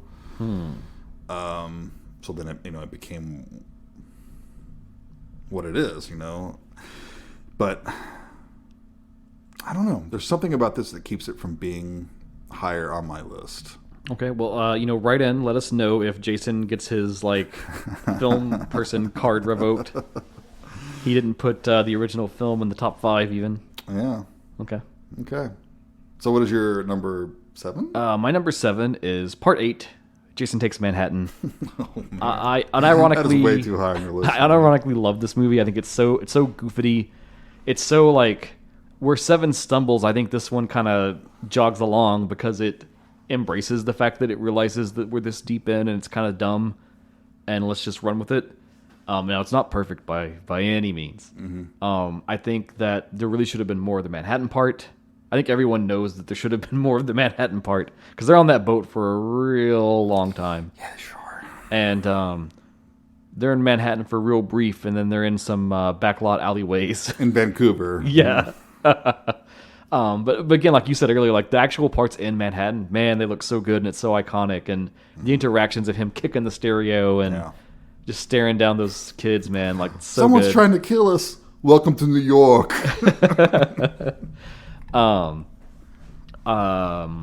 like Kelly Yu. I think we already talked about that, but it needs to be stated again. Yes. I want to give a shout out to a random side actor in this film. You're not even going to remember the character probably, but it's Miles Wolff, played by Gordon Curry. Now, he is kind of like the third tier of the teens that aren't barely focused on. He's wearing blue. He's got short blonde hair. Yeah, it's not. He's in it for a second. I fucking love him because he is in the Puppet Master franchise in part 4 and 5. He plays Rick, who goes on to become the successor to Andre Toulon, and he's the new puppet master who it actually guides the puppets to do good and oppose evil. So it always makes me smile when I see him for 2 seconds in this movie, and I'm like, my man, you're one of the puppet masters and you're in a Friday the 13th film. You're doing pretty good for yourself. You're gonna make me watch all those movies one day, aren't you? We are, yeah. At some point when we're totally creatively bankrupt and all we do is just do every film in a series back to back, yes, one of those will be Puppet Master, and you'll be forced to deal with it. I want to say there's some weirdness in this movie too that, well, of course there is. Weirdness in part 8? Weirdness that I feel weird about. There's the whole weird subplot when they get into Manhattan where there's the gang members that try to harass them for a bit. And there's the whole part where they abduct the leading lady and they forcefully inject her with heroin. That always really disturbed me when I first saw the film, and I'm not sure why. It just really bothered me that the idea that that could happen, that you could just be somewhere and get abducted and then they shoot you up like that, and I always thought that was really, really disturbing. Okay. I don't know, just a little random child thought for you there. Yeah. I actually love the look of Jason in this one. I love how wet he is. I love how soggy and sloppy he is. Yeah. Anything he touches, there's just slime. He's full on gross. He's so gross, so nasty. And I'm going to go out on a limb and say, I like when the mask comes off. I like that look. It's so fucking weird and so fucking alien. I think it's cool, dude. Just lean into it. And I like that the ending is so mystifyingly what the fuck are they doing? That toxic sludge floods the sewers every night at midnight, and after Jason gets enveloped in the toxic sludge, it somehow makes him mortal, but then also reverts him to a child wearing swimming trunks. Presumably, I think the implication is roughly when he died in Crystal Lake originally. And he's non-deformed. Because that was always a premise from the original, that he was born with some sort of deformity. It's never really clearly stated. Yeah, so the toxic sludge healed Jason and reverted him. And the end of the movie is that our surviving guy and gal have a child-restored Jason, and they exit into the streets of Manhattan. They leave him laying there in the sewers.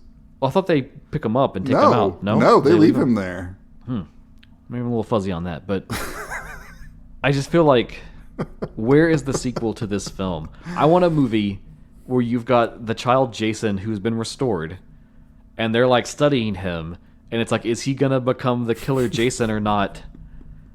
And then what is his memory? Does he remember everything that he did? Does he remember that fucking psychics exist and that a chick summoned her dad out of the lake? Man, that was really fucking weird. And yeah, I always love when a horror franchise goes on too long and then at some point they decide to take a big swing. And you know this, and you and I disagree about this, but I fucking love Curse of Michael Myers and the Thorn Cult shit.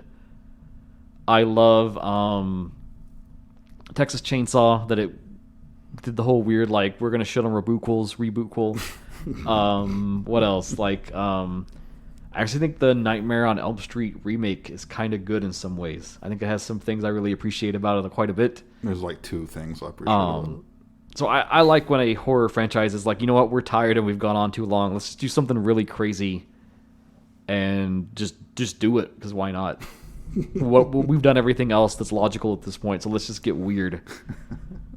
Okay. So yeah, that if I could have a sequel to any of the films in this franchise, I want a sequel to Part 8 that's about the restored child Jason. And where does that go? I don't think you're ever going to get that. Maybe that's a comic. Maybe that's a young adult novel. Yeah, it's The Adventures of Young Jason. Okay, that brings us to your number 6. Oh, it seems like we've had a little numbering problem here. There has been a clerical error, and there's been a revote or a recount. I fucked up. I skipped ahead one. Jason can't count to 12. All right, shut the fuck up. I already talked about Friday the 13th, right? Mm-hmm. That is my number 6 pick. Oh. I should have talked about my number 7 before. Oh. So I'm going to backtrack. Okay, let's backtrack. So this one I like less than the original Friday the 13th. Okay. And that film is Jason X from 2001. See, I thought my man was going places. I was like, oh, you're going to put that above... No, I do not. I do not put that above the original. Okay. I'm not that much of a... no. Jason X. Crazy movie, crazy concept. Everything you said about it is true. It holds. It's like, let's just shoot him into space, whatever. I love the beginning, though, when they're studying him. Yeah. You know? That's fun. And you get the great David Cronenberg cameo. Oh, yeah, I should have mentioned that. It's fantastic. Yeah. And he even gets a death scene with that spear. And he's cryogenically frozen. Cool. I like the setup. I buy this. This works for me. Then we skip ahead. Okay, right. It's this class who's on this ship. But they also have, like, armed Marines on the ship. It's like they wanted, like, the aliens. Yeah, they wanted to be at school, but they also wanted to be aliens. Yeah. Yeah. And it would have been much, much scarier if it was more like the original Alien. And it was just like, you know, space travel is so routine. It is just a school trip. It's just a shuttle full of kids. And there's no weapons. That would have been cool. Then because the whole Space Marine thing is my least favorite aspect of this movie. Yeah. I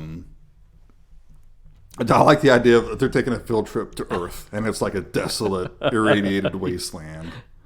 And even frozen, Jason's a threat because he falls out of the cryo chamber and cuts off the dude's arm. That's amazing. That is a funny kill. I like Kane Hodder's performance as always. When he becomes Uber Jason, that's good fun. You're right about KM or whatever her name was. I don't Android's remember her annoying. name. Yeah. Most of the cast are annoying. And see, that's the thing, too, is then, like, Uber Jason ups the threat, but then you immediately have someone that can... They upgrade her, and then she can stand toe-to-toe, and it's like... Yeah, right. Come on, dude. I mentioned Janessa already. Righted that wrong. Yes. The kills, the frozen face kill, that's great. That's classic. A lot of the others are pretty forgetful. I do love when he tries to kill the holograms. Oh no, that's a classic scene. When he's yeah. I mean that's just a classic fucking scene. That's how you do self-referential right. You know, because it's like they were accessing the old historical databases, and yeah, it's fantastic. It's a goofy, fun movie. I can't take it seriously. I can't hate it because it is so goofy and fun. It's not one I watch a lot, but sort of like you said with Freddy vs. Jason. If this is on, I'll probably stop and watch it. You know. Okay, that's sure. So yeah, it's to me, it's just good, goofy, old-fashioned. Let's send the monster to space fun.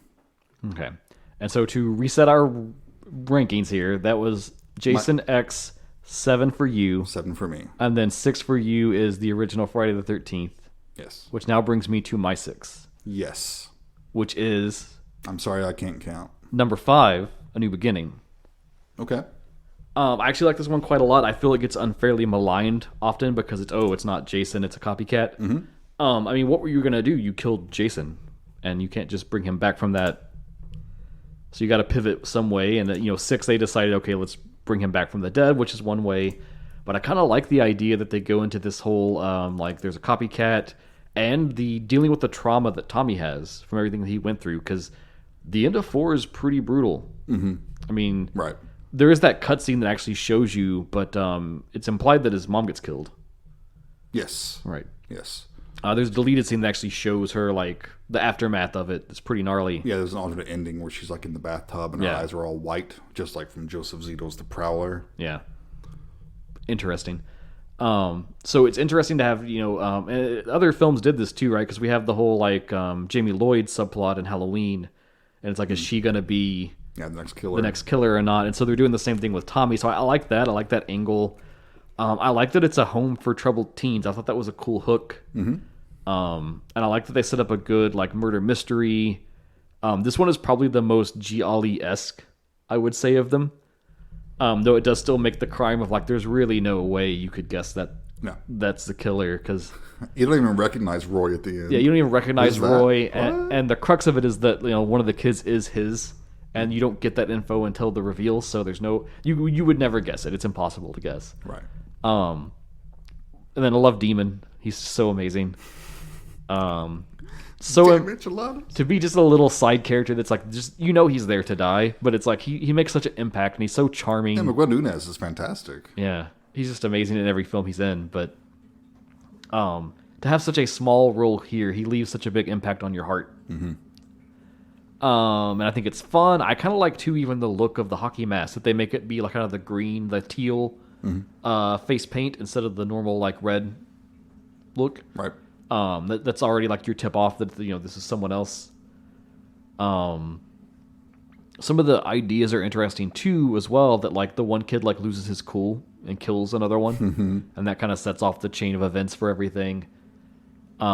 And then that ending too, that it kind of teases that Tommy's going to be the killer now. That's a really like bleak, harsh ending. Yeah. Especially because I can't think of her name. Is it Pam? Yes. Yes. So it's like Pam, like the counselor that's like helping all of them. She has a really cool character, and she's very like I like how tender she is with everyone, and like she's very caring. She's got a great scream, by the way, too. The final act when she's just like in the rain, like howling her lungs out. So then it's no Linda Day George from Pieces, but it's still pretty good. She goes for it though, and so then they have that ending where like Tommy kind of flips and kills her. That's like pretty harsh. Really, really sticks with you. Maybe he kills her. Yeah. Very harsh, and the little kid, Demon's. Reggie the Reckless. Yeah, Reggie the Reckless. Often don't like kid characters in films like this, but I think he's balanced in a way where he gets to be like a kid and be goofy, but he is also serious and has like some grounding to him. That I like a lot. And I like the way that he and Tommy kind of bond over the mask making. And I also even like that that's a whole angle at all that he's interested in mask making, and that's kind of like that's like an outlet for him to process his trauma from Jason. In a way, right? And I like how like he does have an interesting relationship between the two of them that he like tries to scare him, and then they kind of make this like little friendship between them. Yeah, so it's one of those ones like I'll always watch this if it pops up. Like it's such an easy watch, such a fun watch, and yeah, the characters are maybe a little like stereotypical, but I also think they're so exaggerated. That's part of the fun, like the angry guy, just like him chopping the wood. And just like every little thing is like busting his balls. That's going on. And the Shelly wannabe with the chocolate bar and everything. And it's just how exaggerated he is. Like, well, fine, I won't give you my chocolate bar. I was just trying to be nice to you. And then like the hillbilly family too, like that whole subplot, and it's just shut up, you dildo. It's so ridiculous and so weird, but it's so fun, and that's why I always go back to it and have a lot of fond memories of it. All right, fair enough. So that brings us number 5. To number 5. And I can count now. We're on track and we're running good. Yes. You're number 5. My number 5 is actually Friday the 13th 3D from 1982. Yes, I put this above the original. Wow.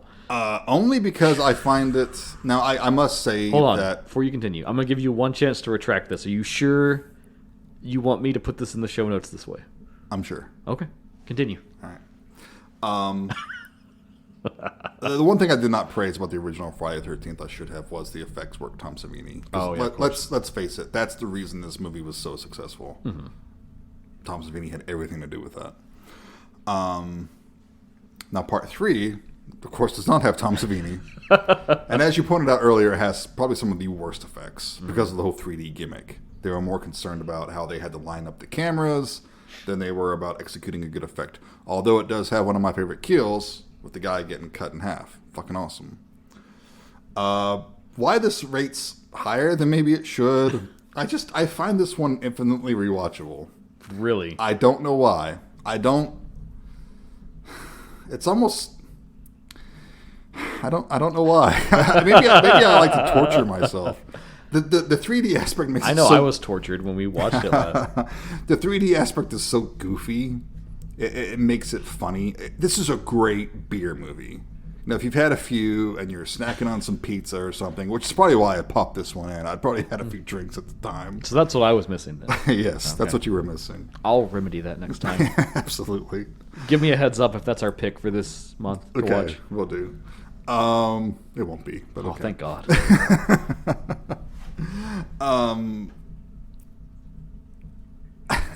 It has some good kills. I think this has some decent kills. I like it when the biker gets his hand chopped off. That's awesome. You even bringing up the bikers, that I have to add a thing for mine. I'm just going to cut it in here. The whole idea that those bikers are so pissed off they follow them back to the farm to try to kill them is like... Well, they didn't try to kill them. They were going to take their gas. They were taking their gas to fuck them up. Oh, they were going to set the barn on fire. Yeah. Yeah, they were going to set the barn on fire. They weren't going to kill them. That would be too much. They were just going to commit some arson. I still think that's just, man, so dumb. I mean, he did wreck their bikes.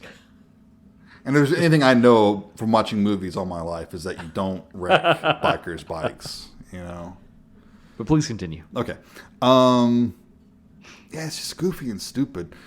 But the sort of like with part 7, I really love the final act here. Once Jason gets the mask, I mean, it's just instant iconography right there, you know. And I love his fight with Dana Kimmel at the end.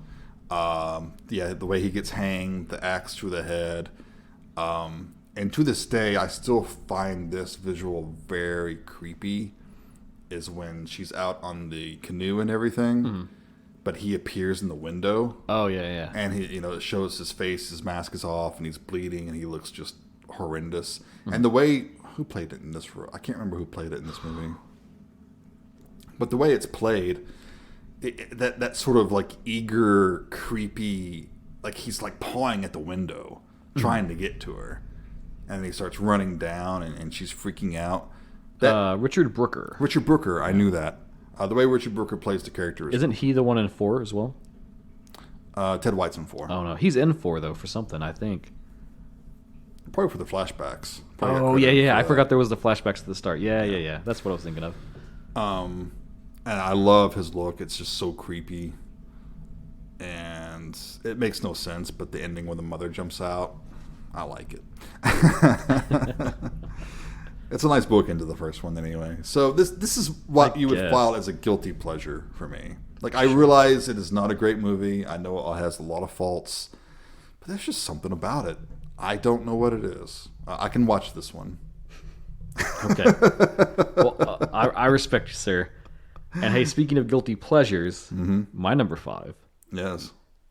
Well, the first thing I'm going to say is that I don't believe in guilty pleasures. I think if you like something, you should just embrace it. I agree. Just own it. Yeah, I know you were just making a reference, but I say this in particular because this is going to be a swing for everyone. For me, number 5, a film that has rapidly climbed through the ranks for me with the passing years as I've rewatched it and revisited it. Locking it in, top 5, bringing in the rear of it, Jason Goes to Hell. Now, caveat, of course, unrated cut. You gotta have that for the added gore and such to kind of pull it up a little bit. But sure. This goes back to what I was saying earlier. I love when a horror franchise goes on for a long time, and someone in the mix goes, you know what? We just need to do something weird to make another film. And for some reason, they're allowed to do that, and it gets to happen and exists. So you know what? Sure, we have brought him back from the dead. We've introduced psychics, zombie restored dad. We've gone to Manhattan. Toxic sludge has turned him into a restored little kid. And then somehow ignoring that, he's back to being a bloated, nasty corpse thing. That fucking explodes, by the way. That was going to be one of my runner-ups, I think, for kills, was the death of Jason at the start of Jason Goes to Hell. When they literally, grenade his ass and light him up with the force of a full military. It was very surprising, and he just fucking explodes into pieces everywhere. So cool, looks so awesome. And I even love that whole intro too, how it's like it starts like a typical Friday the 13th film that's very cliche and very, oh, we're at the camp, oh, here's a sexy chick, oh, he's gonna stalk and kill her, and it's a sting operation to draw him out to finally kill him. That's fun. That's clever. That's such a fun intro. So then after that, that's where everyone struggles, because then we've got the demon slug thing, body hopping everywhere. The hidden wannabe movie, yes. Yeah. And I think it's improved a little better when you have that thing that they kind of wanted to do that got left out. That's it's like they're tied up with the Evil Dead stuff. It's like, oh, it's like a Deadite or something like that. That kind of gels it better for me And I see your face, and I know that doesn't work for you at all. It does not. But I like it, and I think it's cool that they took this swing to do something really different. And tonally, I think it is super, super different from the rest of the films. And it has this almost like Southern Gothic vibe to it, which doesn't even really make sense because of where Crystal Lake is. But that's kind of like the way it's shot and the tone it has and the feel it has. It's weird, but I like it. And then Creighton Duke is just fucking ridiculous. And I love that they just swoop in this like weird bounty hunter guy that knows all the lore about the Voorhees family for no reason. And I don't know. I'd like to know how he knows. He's just this weird badass monster hunter that just roams about. Breaks people's fingers for no good reason. And it is a little derivative at times. Like I feel like they were kind of trying to pull a Halloween where they wanted to be like, oh, there's this family connection that matters a lot. So that's a little weird. Probably unnecessary. But most things in this film are unnecessary, I would say. And that's kind of also a thing I like about it. I like how excessive it is and that it just is overflowing with itself. Like a toilet bowl full of diarrhea. Well, one might say that, or one could say it's a cornucopia of diarrhea, of wonder and delight that's just filling your heart. No one says that. I said that just now, and it's committed to audio for forever. And I'm gonna strike out against you. I think the lead guy, I think he's a little putsy, but I think he's kind of charming, and I like him. And I like the lengths that he goes throughout the film to try to do right by the situation. Okay. And then what else can you say? But the end is incredible when he comes back, full force, full power. We finally get more. Jason. Just that is like peak. Like you could run that up against any other part in the franchise, and it's just hits so well. And then we get the crazy ending of he gets dragged down into hell, and we get that tease of the Freddy Krueger connection. Whose hand was also played by Kane Hodder. Oh. Well. Mm-hmm. Saved a little money there. I didn't imagine they would drag in Robert Englund and not actually let him say anything. Nope. It was played by Kane Hodder. I just think it's fucking ridiculous. It's over the top. It's excessive.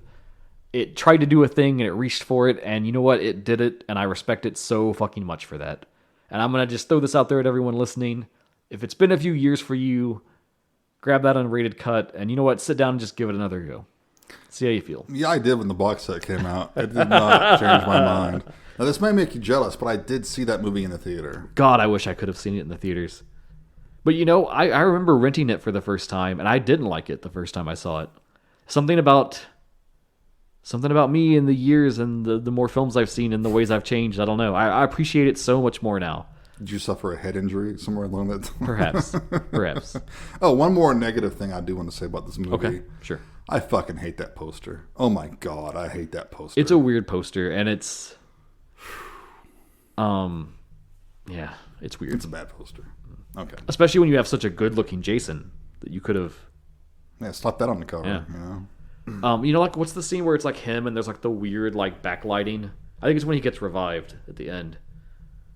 And he's like there, and there's like the weird like white light behind him. When the demons are coming. Yeah, it's when the demons come for him. Yeah. That's a killer cover. Yeah, you want a cool cover? That's your cover. Yeah. That's your poster right there. Brings us to number 4. Number 4 for me is Friday the 13th: A New Beginning from 1985. Nice. Cool. Yeah, this is another one that I think it gets shit on a lot. Yeah, so you're with me on that. I'm with you on that. Yeah. I don't get the negative reaction to this movie. I guess because it's not Jason, but unlike Goes to Hell, you do at least see someone in a hockey mask killing people. Uh-huh. And it feels like Jason. And he follows the Jason rule book. Yeah. He walks like Jason. He acts like Jason. It may as well be Jason. But you're right. The whole troubled youth home is interesting. It's an interesting Tommy Jarvis. It's cool that he's not just like a perfect hero. Right. He is troubled. He's got that aggression. And that even like from the... I meant to talk about this when I was talking about this one, but the arc of like 4 to 5 to 6 that he goes through as a character, I know it's kind of disjointed, but it does feel like there's a progression there. Right. That's compelling for a slasher. You can squint your eyes; it works. There's a lot of kills in this movie. That's one thing I'll say for it. There's no shortage of body count. Oh yeah. Plenty of boobage. No problem there. Danny Steinman's got you covered. Yeah, they really turned the dials up for all the kind of the slasher touch points. Yep. Yeah, it's kind of a new look with Jason with the blue chevrons and the mask. And it's a nice touch when Tommy is seeing Jason in his mind. It's with the old mask, with the red chevrons. So that's that's the real Jason. That's kind of one of your clues, I think, that it's not right. Yeah. Yeah, I can't think of anything else to say too much other than what you said. This is just a fun movie. And it's got some fun kills. It's got Demon. It's got Reggie the Reckless. Again, this is the only this is the only other movie with a family unit besides Part 4. True. Unless you count Goes to Hell, which I don't. So it's one of the few times you get to see characters actually interact who care about each other. And I buy it, because it's like Reggie's granddad works at the troubled youth home. And so they let Reggie kind of run around there a lot. And Demon's sort of out on his own, so they're not really like always there, but it's like he pops in when he can. Yeah, right. It's fun kills. Yeah, I don't know what else to say about this one. What more are you asking for? Yeah, what more do you want? Man, sometimes I see lists and they put this like near the bottom, and I get so fucking tilted. Oh, and I get it. Anyone can have their own opinion, and that's fine. But man, it pisses me off when people down on this movie. Yeah, it also inspired a really great song by a punk band called the Jasons. So they all wear hockey masks and stuff, and most of their songs were about Friday the 13th and other slashers. But the song's called Roy's an Imposter. I'll throw that in the show notes. Yeah, it's fantastic. Nice. So it's all about how a piece of shit Roy is, because he's not really Jason. That's great. All right, man. What is your number 4? Number 4. I'm going to go with... we might just be like controversial people to even talk about these, but my number 4 is Friday the 13th, the original. Okay. I love it. I think it's a great film. See, we're not too far. We're only 2 spaces apart on that one. Yeah. I think it's a wonderful film. The thing is, it's so different from all the rest, and there's no Jason, and that's what like the franchise became. Right. And for me, like that was my introduction because I saw a later sequel first. That Friday feel wasn't there quite yet. But as just a horror film, I think it's probably one of the greatest horror films of all time. Wow. Okay, it's high praise. Really well done. Great, like you have this whole like camp when you got this legend, which then of course they use that to even build the franchise from. I love Alice. She's a great final girl. I love how resourceful she is. She strikes a good balance between like she is terrified, but she does put up a fight. Realistic, yeah. Pamela's an amazing villain.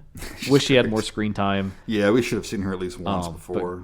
Holy shit, when she gets in the camera, she just steals the show. For it, man. Yeah, and she fucking goes for it, and that could be the only performance you ever make, and that would like be career defining. Yeah, Betsy Palmer's great. But the fact that she did so much else and then also did this, and it's like legendary in the horror world too, I think is super awesome. Love the iconic looks, the like plasticky yellow raincoats. That's such a cool look. Yeah. I don't have a lot to say about it. It's like it's good, it's great, it's a classic. I love it. That's even kind of why I put it so high, and it actually used to be higher for me, and it's kind of been clawed down over the years. I'm like, it's maybe better than some of the ones I put higher than it, but then I love those more. Those I go back to those all the time. Those are the ones I get real excited about. Okay, sure. So yeah, that's me. Number 4, Friday the 13th, the OG. Okay. Brings us to our top 3s. I have one more complaint about this one. The scene always irritates me so much. Okay. It's when, I forget her name, but one of the lead counselors, she's putting out targets for the archery range. Oh, okay. And she's putting this haystack that's got, supposed to have the target wrapped around it. And it's like just the middle is completely empty. There's no target there. Yeah. It's been used so much. And it irritates me that she's putting it up. It's like, what are you doing? There's not even a target left.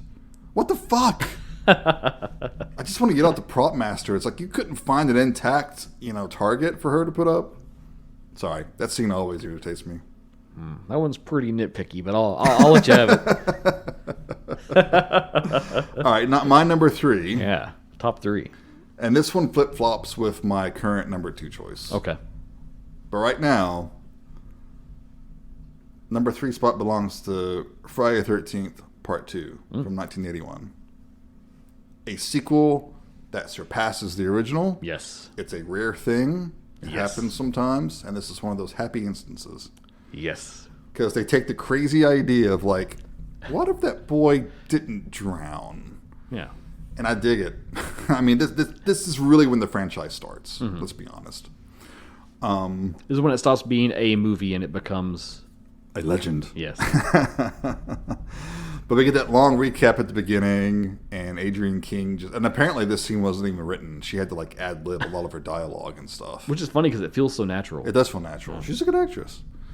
You got this long scene, and then finally, oh god, there's a head in the fridge. Oh, I'm dead. And you get your title sequence, and you get that cool campfire story at the beginning. Which they reuse that too. Yes. Yeah. I love the way that's told too. It's like, oh, and some say he's still out. Yeah, he's still out there. Like you said, it's got a great cast. I like these characters. They feel real. A lot of cuties. It's just a steamy cast from start to finish. Yeah, I like the fact that they go out to a bar to drink and stuff. Yeah. We never see the counselors do that, and that's what they would do. You know, they wouldn't just sit around the camp the entire time before the kids are there. Jenny is one of the preeminent final girls. Oh yeah. You cannot say enough great things about Amy Steele. She's amazing. And she didn't want to take this role at first. She was afraid of it being a horror film. She was going to be typecast and everything. And I'm like, embrace it.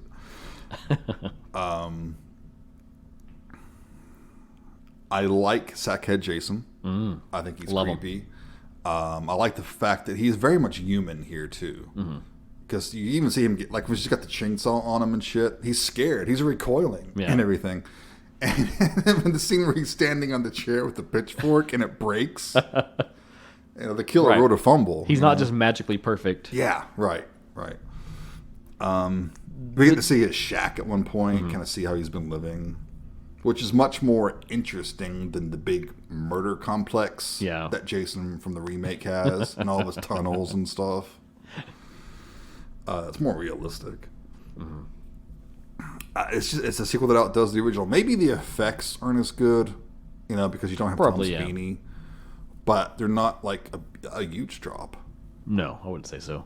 And it's got one of my favorite kills with the wheelchair and everything.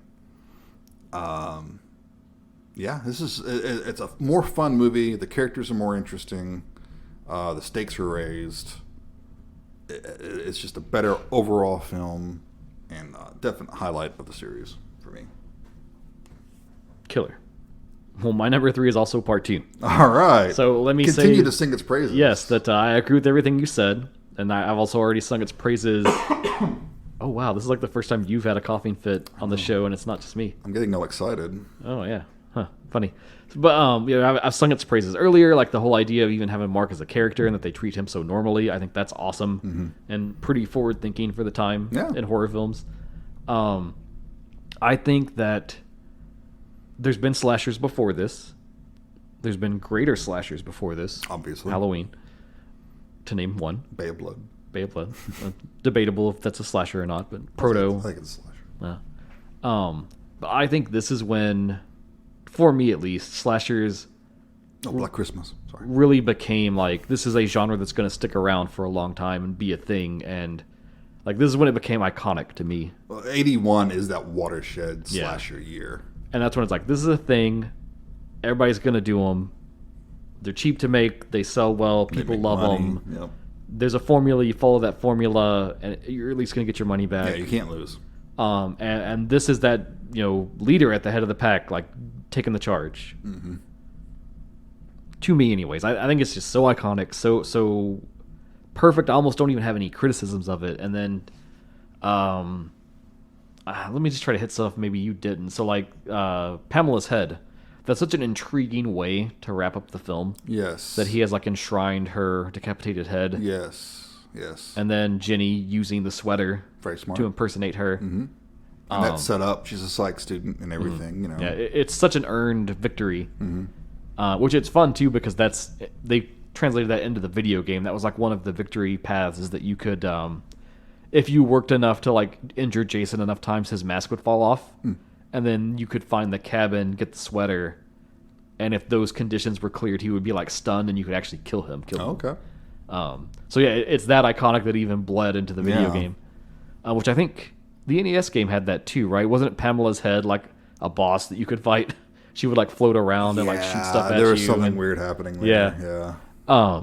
God, it's so iconic. It's so good. At times it has been my number one, and it kind of just really this top three, they all just kind of drift and rise and fall and trade places every few years. And Right. Yeah. A legend. It's great. And that scene at the end always creeped me out too, when it's showing Pamela's head. Yeah. Because you could tell that it's now a person in makeup. Yeah. And their original idea was for her to open her eyes, but they decided to cut that because they thought it was too goofy. Yeah. So it has this weird, eerie look because you're waiting for the eyes to open because you know this is a person now in makeup, but it doesn't happen. Yeah, it's like it becomes more real than it was. Yeah. And Which is it's interesting. unsettling that her eyes don't open because you're waiting for them to. All right, what's your number two? Number two. I suspect that I know, but Number two is Friday the 13th Part 6, Jason Lives, from 1986. Such a fun movie. This is when it became self-aware. yeah. But it almost had to, because it was getting to the point of parody without it. This is where they stumbled but then recovered, where many other franchises stumble and fall. Yes, I think. this was the perfect answer to Part 5. People were pissed it wasn't Jason, and they're like, "Well, we got to bring Jason back. So let's just go full tilt into the supernatural." How does he come back? Oh, lightning bolt. Why not? Perfect, great. And once you accept that premise, I mean, it's just a fun ride. This is a great Jason. I like his look, like you said before. None of the jokes are at his expense. All of the jokes are like to the audience because we are so aware of the slasher tropes at this point. Like the whole line about, I see a guy in a hockey mask, I'm out of here, Or the thing about people watching horror movies. And some folks got a strange sense of entertainment. Tom McLaughlin, great director. Did you ever see his One Dark Night? I think so. We need to watch that sometime if you hadn't. If I have, it's been so long I don't remember it too well. It's very interesting. But he injects a great gothic sensibility into this movie.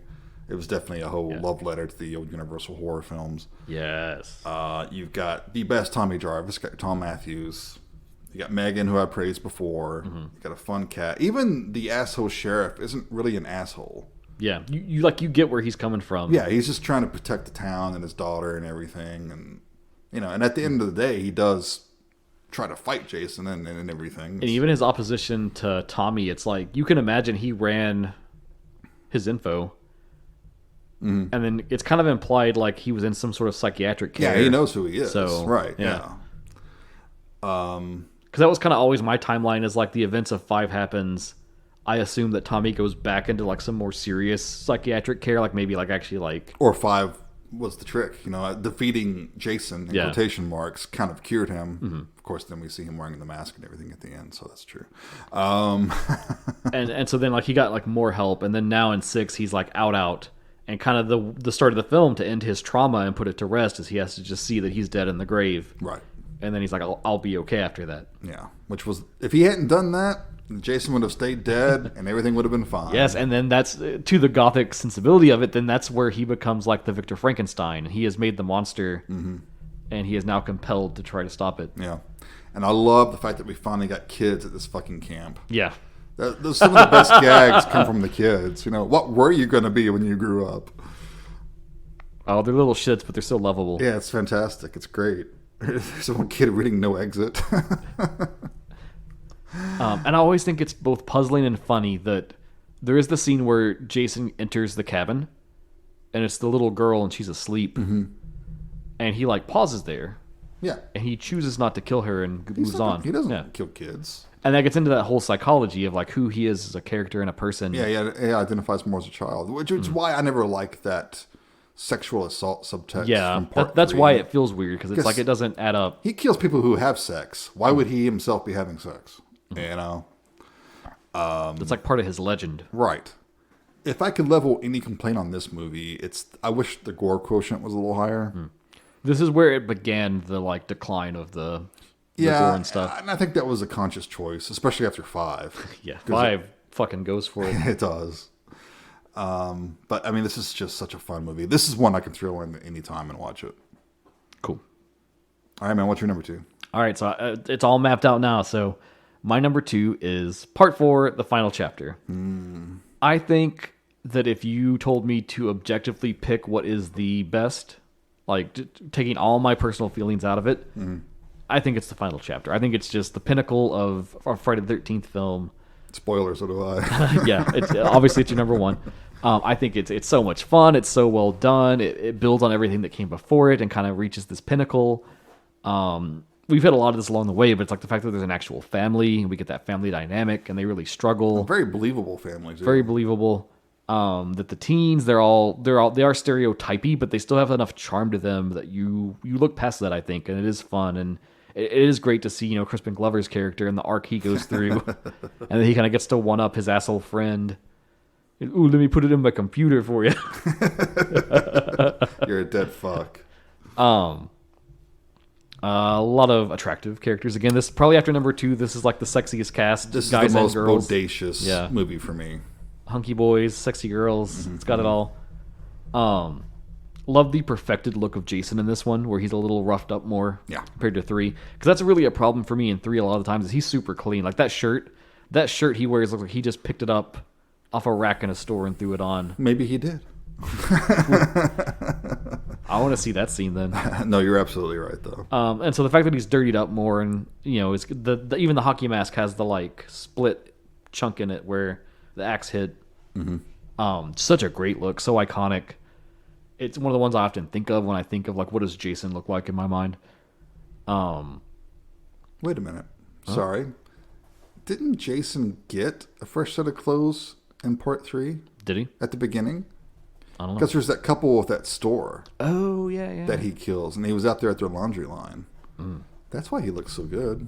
Well, I'm going to say that scene, very obnoxious, and I often forget about it because I don't like it. So that's why I don't remember. I'm sorry, continue. But yeah, still too clean, I think. Okay. You put that on and then you traipse around the woods for forever and it's still like perfect. But we're not on that. We're praising the final chapter yes, for a minute are. before we praise it more when you Yes, begin. we will. I love, like, this is where you get some of the things that are like, this is iconically Jason. Like, there's the part near the end when he's like rampaging on everyone in the house and he just fucking walks through a door. Like, he doesn't even try to break it down. He steps forward and the door just crumples at his presence and just explodes. Yep. And yeah, that's just like, it's fucking Jason at this point. Epic death, awesome the way he overcomes him. I have nothing but love and good things to say about this film. So Right. that's all I can proffer. So now why don't you carry us forward? I will. Your number 1. My number 1 pick is Friday the 13th, the final chapter. Everything you said is absolutely correct. Oh, I remember the one thing I want to say. The one thing that's weird, and I give it a pass because I think it's so funny. I think at first it's interesting that they introduce this character that's like, I can't think of his name. He's the one that meets the sister, and he's like, oh, I'm out here hunting. And it's kind of implied that he's like looking for Jason. Yes. And there's this inference that like he's related to someone from a prior film. Yes, his sister was in Part 2. Yeah. And so he's kind of out there seeking revenge. Sandra. That's so cool, and that's such a neat hook. And then it's kind of like tossed aside because he's not that effective. But then his death is just like one of the funniest deaths in the world. But I'm not even saying it's in a bad way. It's just oh my God, he's killing me. Right. Well, about his character, this is kind of funny because it seems like he's been out there for probably months. Yeah. But chronologically, his sister was killed 2 days ago. Yeah. But they make it feel like it's been so long. Right. And actually, speaking to his death, I like that. I actually kind of find that chilling.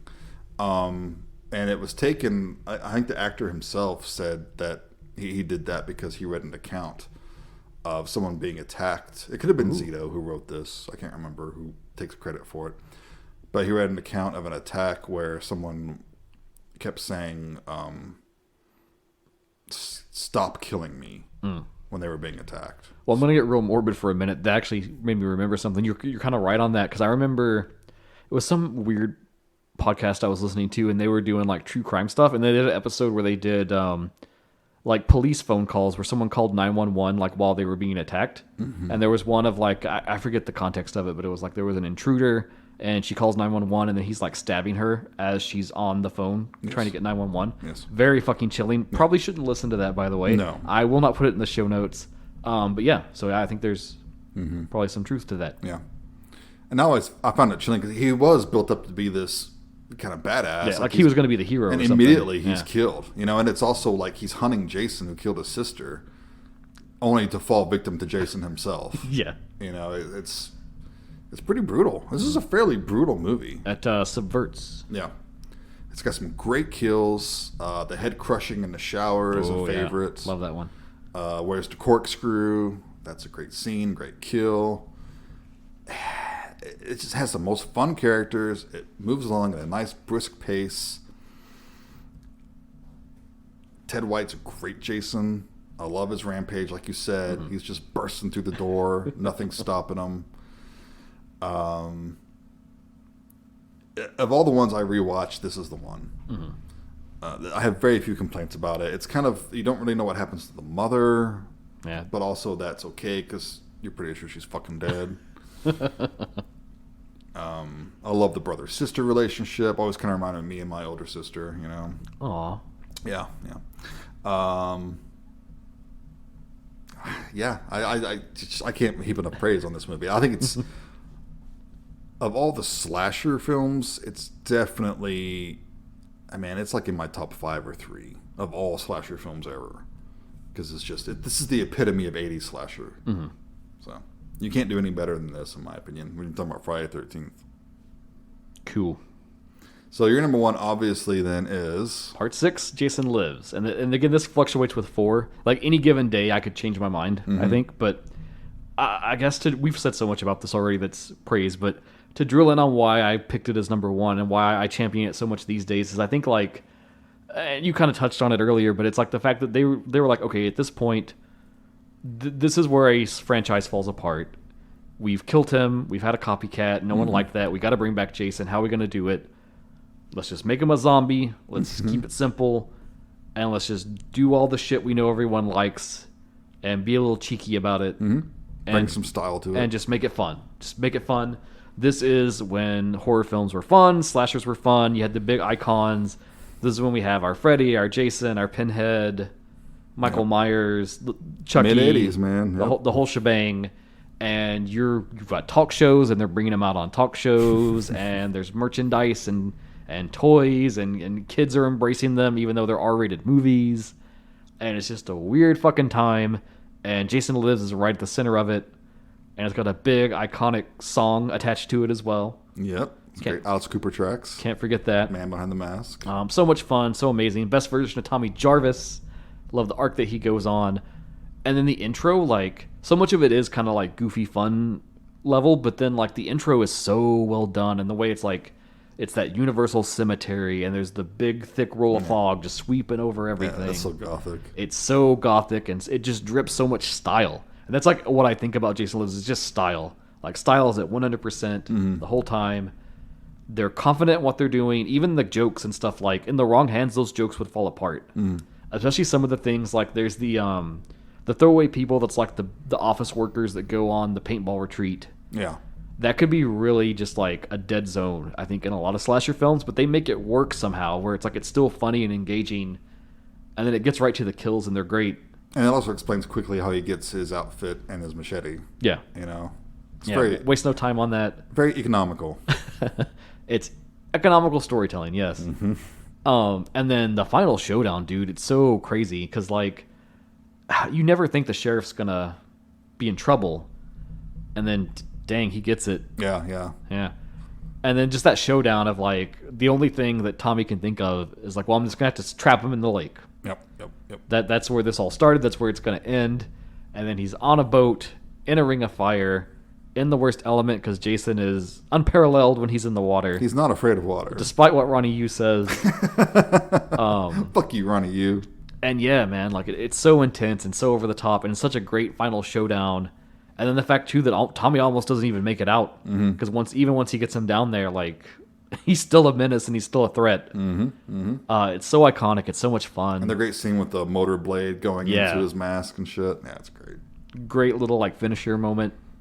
And then I love Megan. After Ginny, she's probably my favorite Friday final girl. Yeah, it's a very tight race. So compelling, so resourceful. Love all of that. I just love it start to finish. It's a great movie. So much fun. And the shot of when they zoom into his eye, and the whole James Bond pair, it lets you know immediately what kind of a movie this is going to be. Yeah, it sets the tone right out the gate. It's great.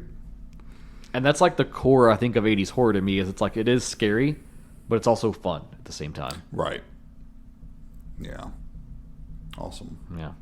Do you think we're going to get another Friday the 13th movie that will be worth anything? I think that is where our conversation tonight is going to end. What's the future? So we know this legal dispute is settled. There is a way forward now. I just don't see it. I am not confident that they will be able to make a movie that will invoke the feeling of the old ones.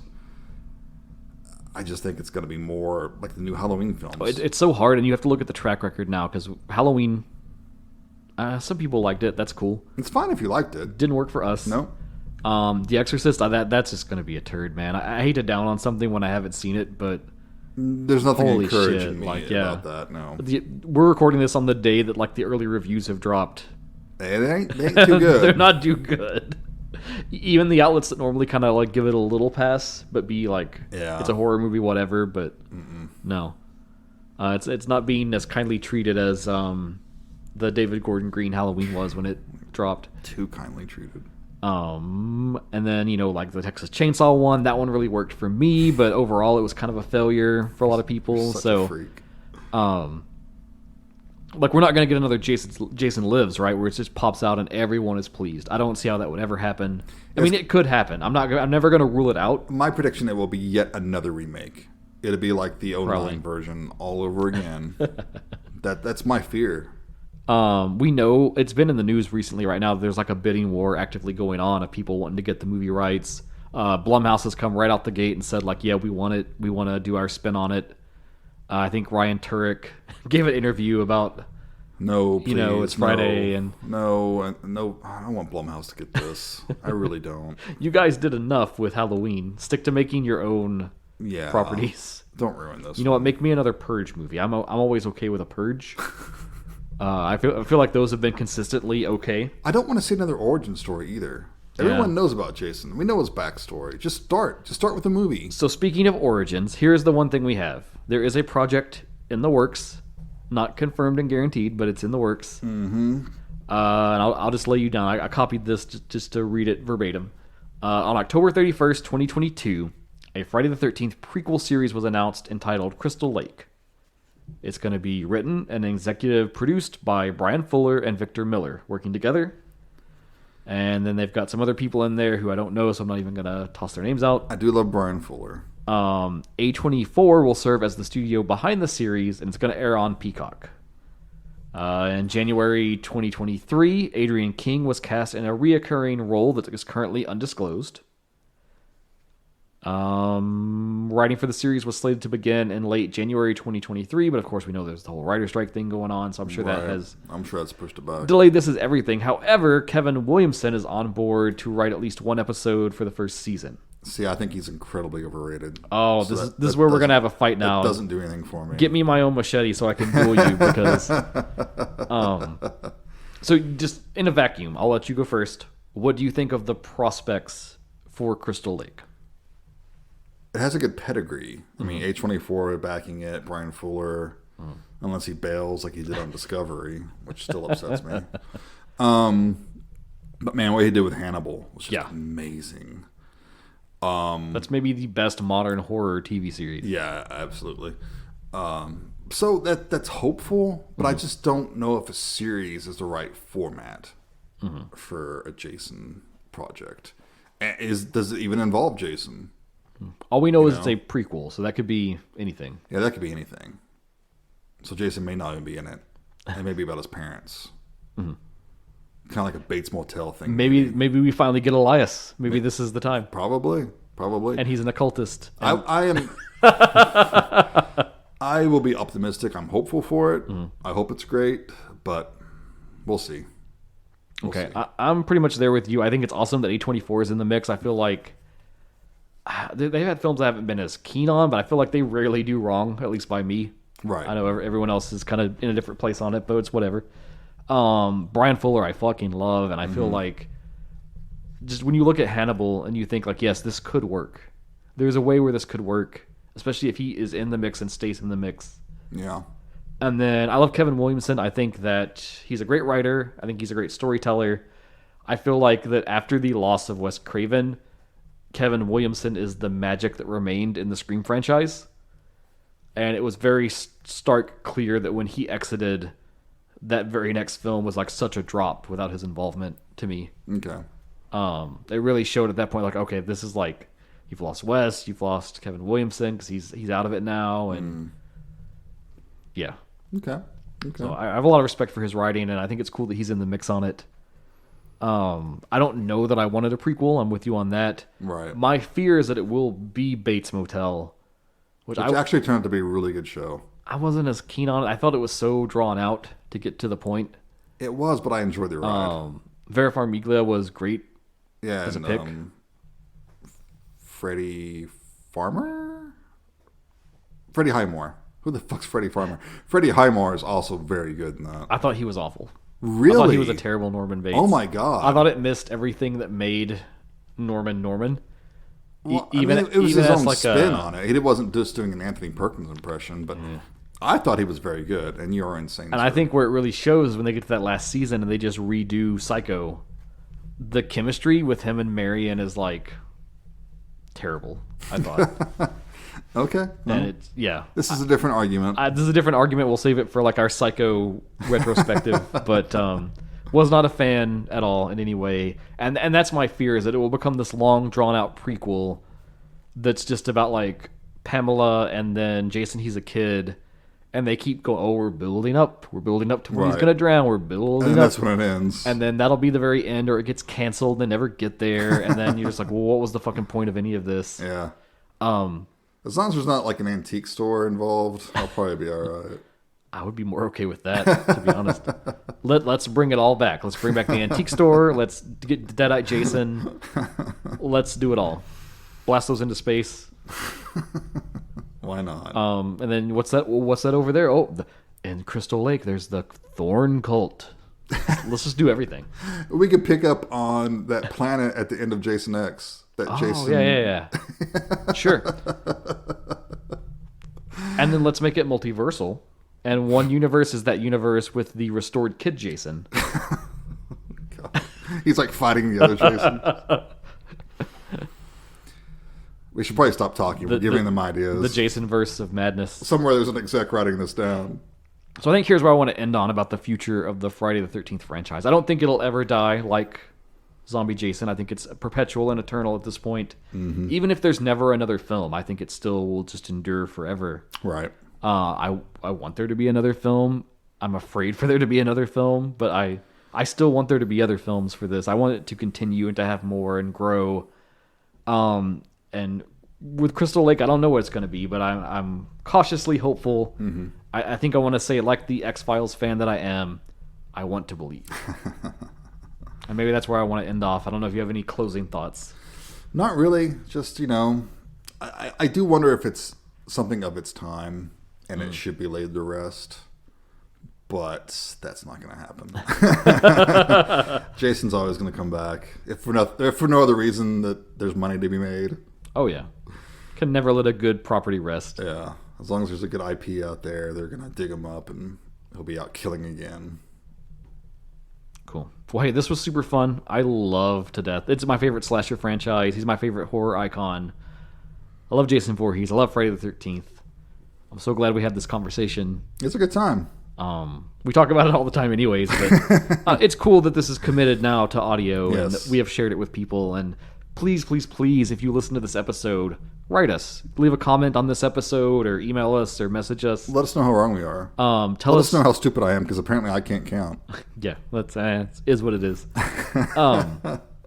We never profess to be perfect on this show, but perfection is boring. Let us know the shit that you like. What's your favorite movie? What's your favorite Jason? Favorite kill? Favorite favorite hotties, guy and girl. Did you play the video game? Did you like the video game?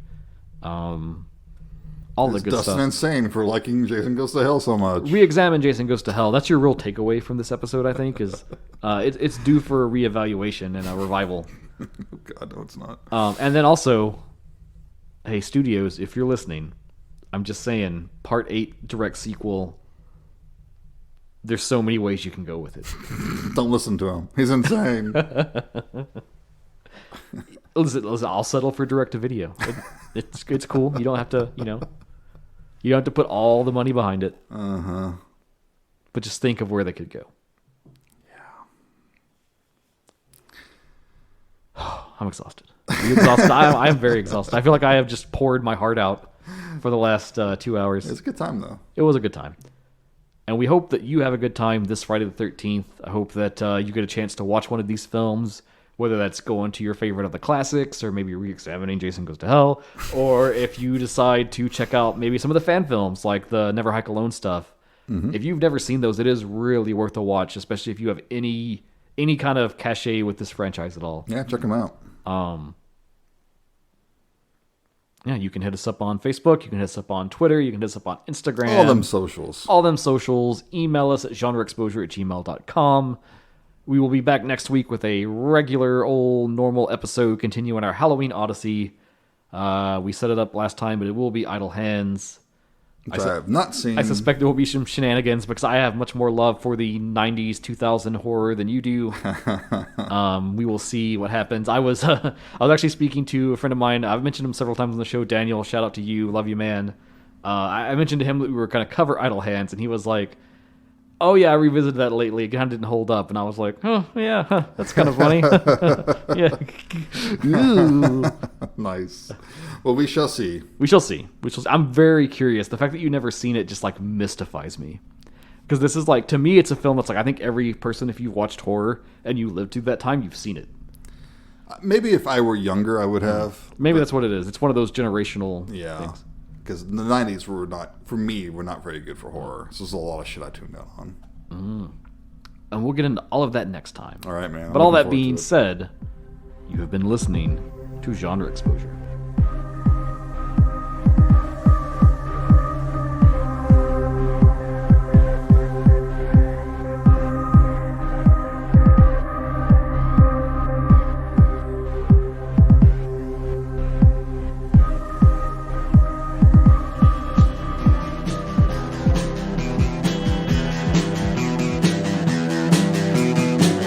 You're listening to the Prescribed Films Podcast Network, home to hundreds of hours of free podcast entertainment. The shows on this network all have a common goal, providing you with the best discussions about movies and other forms of entertainment media. The PFPN hopes to fill your earholes with audio joy. Visit our website with links to all the other amazing shows at www.thepfpn.com. Thanks for listening.